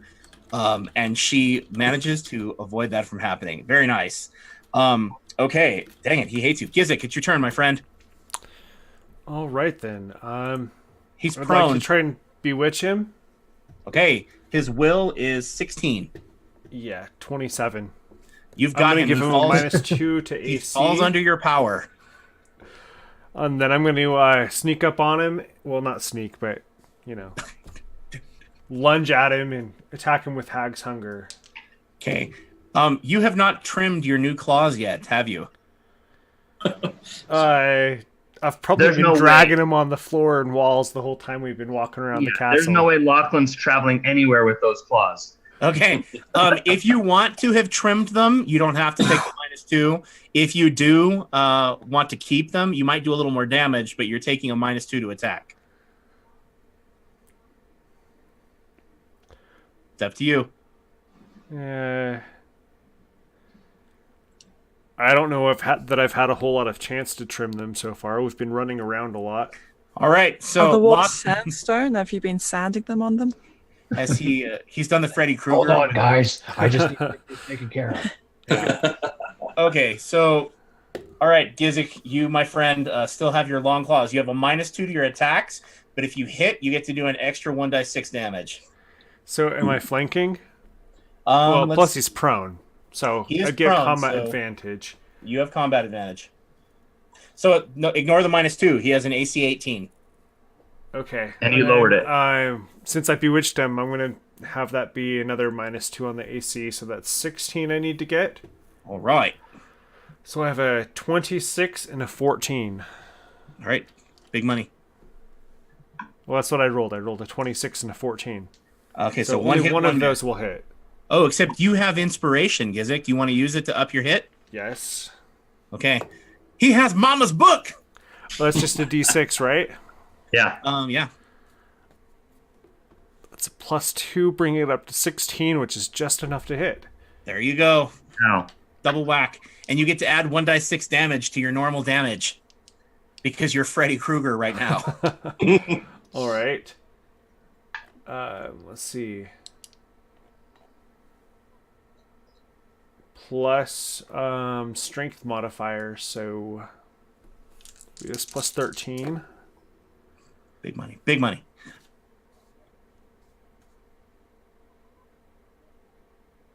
$28. Oh, That's big. Okay. Yeah. Gizik comes bounding around and you bewitch him. What does it look like when you bewitch him, Gizik? I've got my huge claws, right? I kind of just like swing it around in front of his face. Okay. You barely miss him. and he's like freaking out watching the claw, and then he's just kind of like stunned for a little bit. Okay, you fall on him with your extended claws, and you actually stick those extended claws into him and rip. And he just looks like one more hit is about all he can take. Is that all you want to do, Gizik? You want to use an action point for one more hit? Finish him. Finish him. Yeah, I'll do that. Okay, what do you want to do? Same thing. Hit him again, okay. He's got Mama's book. All right, so that's 18 and 14. So, is it still with the extra d6? Yep, until you trim those bad boys. Or if you roll a critical hit. Yeah, if you roll a critical hit, you will break them. All right, that's 8 damage then. Okay. You tear him to shreds. And unfortunately, because he has taken radiant damage this round, he cannot regenerate. Anduriel, however, you know he's not going to die unless something else is done. Yeah, Anduriel. What should be done, guys? I don't even know. Have Moroccan drag him to the other side of the room and light him up. I don't know how to kill a vampire. You guys are crazy. Moroccan, you know exactly what to do also. Go give him a hug. All right. Well, he's down to 0 right now, right? But he's not actually dead. He's below 0, but he's not dead. However, you know that he'll regenerate. Okay. So let us set this bad boy ablaze. Okay, what do you do? And Duriel, I would suggest you move out of the way. Yeah. Uriel's gonna walk past him to get out of the way. Okay. I'm leaving now. I'm not hurrying.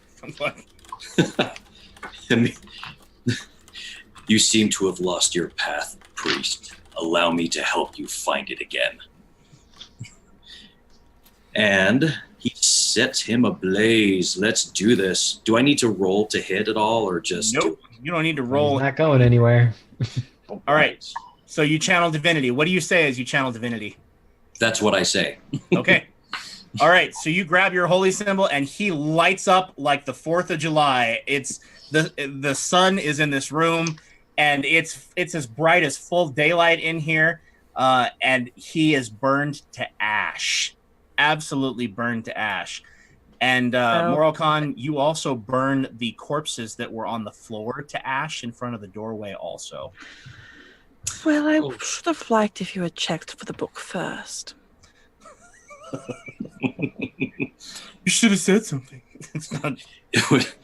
Needless to say, it is in safe hands now if it was on his person. Okay, Gizik, you know that it would take more than what Moroccan did to destroy your mother's spell book. Is it on the floor now? Or you don't see it, but then again, you haven't really looked around the chapel very much.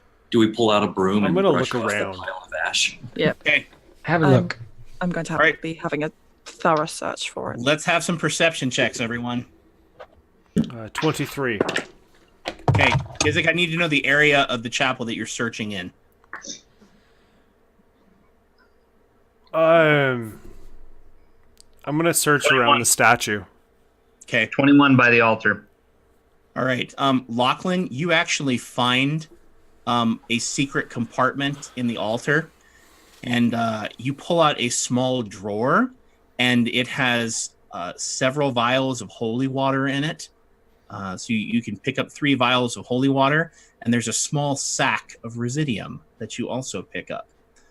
Looks to be about maybe 200 gold pieces worth of residium. And you actually find with your 23, Gizik, you find a compartment at the base of the statue, and you open it up, and there's a square object that's been wrapped in white cloth. How large is the object? It's about the size of Moroccan's head, That's huge. but it's flat. So we're not getting it out of any doors? No, it's not your head. Okay, it is. All right, I'll take it up. over to the altar and kind of drop it on top of the altar and then unwrap it and see what's in there. Okay, it is wrapped up in white cloth, and there is a blue ribbon circled across the front and also across the sides of it. And Bestera's shield is kind of embroidered into the center of that blue cross. And you try to take it off, and you are shocked for 2 points of radiant damage. So Gizik tries to pull off the binding, and it goes... Toasties. Well, you're not going to unwrap it with those big gnarly claws. You think you could do better? Here, try. Great. Yeah, Let him punch it. I'm not unwrapping that. Okay, Aelin, you're reasonably sure that this could be it. I mean, anything you want to do or say? I'm going to take a look at the bindings. Okay. You want to make a knowledge arcana check? Yep. 23. Okay. It is covered by a magical glyph. It's actually covered by several magical glyphs that have been etched into that blue ribbon that go around the front and the back. It's clerical magic. It's holy magic. It's divine power. And you think it could be removed, but it's going to take ritual magic to remove it. Something like a remove affliction or something along those lines, or perhaps a disenchantment. Well, it seems that we can't quite get to this at the moment. That might be for the best. If we removed it, it might be whatever's protecting it might be shielding it from the knowledge of these evil creatures here too. Just a guess. Okay. Gizik, I have a proposal for you. Okay. This is, if I am to believe that Elspeth was your mother. Unfortunate, yes. Well, this is your birthright. But currently inaccessible and, let's be honest, a useless hunk of paper. I'm sure I can get into it. I will take it back with me to the High Priestess. We will look at the glyphs, disenchant this protection, and take out any pages which present too much evil power. Then we will return it to you. You've shown yourself capable enough of being able to handle magic, and I dare say you'll need it more than I. But you must allow us to remove the glyphs so that you can access it, and then remove the worst of the Witch of Aldrak's spells. You do have a point. It might be a long time before I would be able to open that on my own. All right, fine. You can take the book, and I'll hope you bring it back to me. She's going to extend her hand to him. Okay. Just as she extends her hand to take the book. Oh, I was doing it to shake on it. Okay. Yeah, you can shake on it. I mean, as you hand the book. Yeah, with those big claws. Yourself. Okay, I'm sure Aelin can maneuver her hand around. So as you shake on it, the door to the chapel kicks open and a woman bursts into the room, covered all but her face in what looks to be a nun's habit. A white robe with the symbol of Bestera, huge medallion on her chest, and carrying an absolutely enormous greatsword. And she kicks the door open, comes in, and she goes, "Oh!" like that, and holds up the sword. And she looks at you and she goes, "You're not devils." No. Nope. Well, she looks at Gizek and she goes, unless you are. One, that is quite racist. Lower your sword. Okay. She looks at you and she goes, I'm not racist, and you're wearing black. You're clearly evil. And then she Oh, that's just rude. moves the sword over at you. Lower your sword, woman. We are here to help. By the goddess, it speaks! Okay, and that is where we'll end it. With the Bestera nun who kicks the door open. And we will pick it up from there. Okay, thank you. That was a bit longer. Thank you guys for your patience. We did go about a half an hour longer, but I wanted to get to a good natural point of stopping, so thank you for your patience. And Scarlet Moth, thank you so much again for joining us. Well, thank you for having me. We have loved having you with us. I hope I can speak for everybody when I say what a privilege it's been to have you with us. And JT, you've got our consider this for. Yeah, real quick tonight. The consider this. I saw this quote and I really enjoyed. I just wanted to share it with everybody. It says, "Our culture has accepted two huge lies. The first is that if you disagree with someone's lifestyle, you must fear them or hate them, and the second is that to love someone means that you agree with everything they believe or do.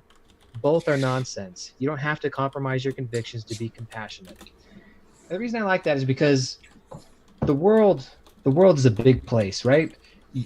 If you go outside, you're going to run into somebody who doesn't think about things the way that you do. That doesn't mean you have to fear them or hate them.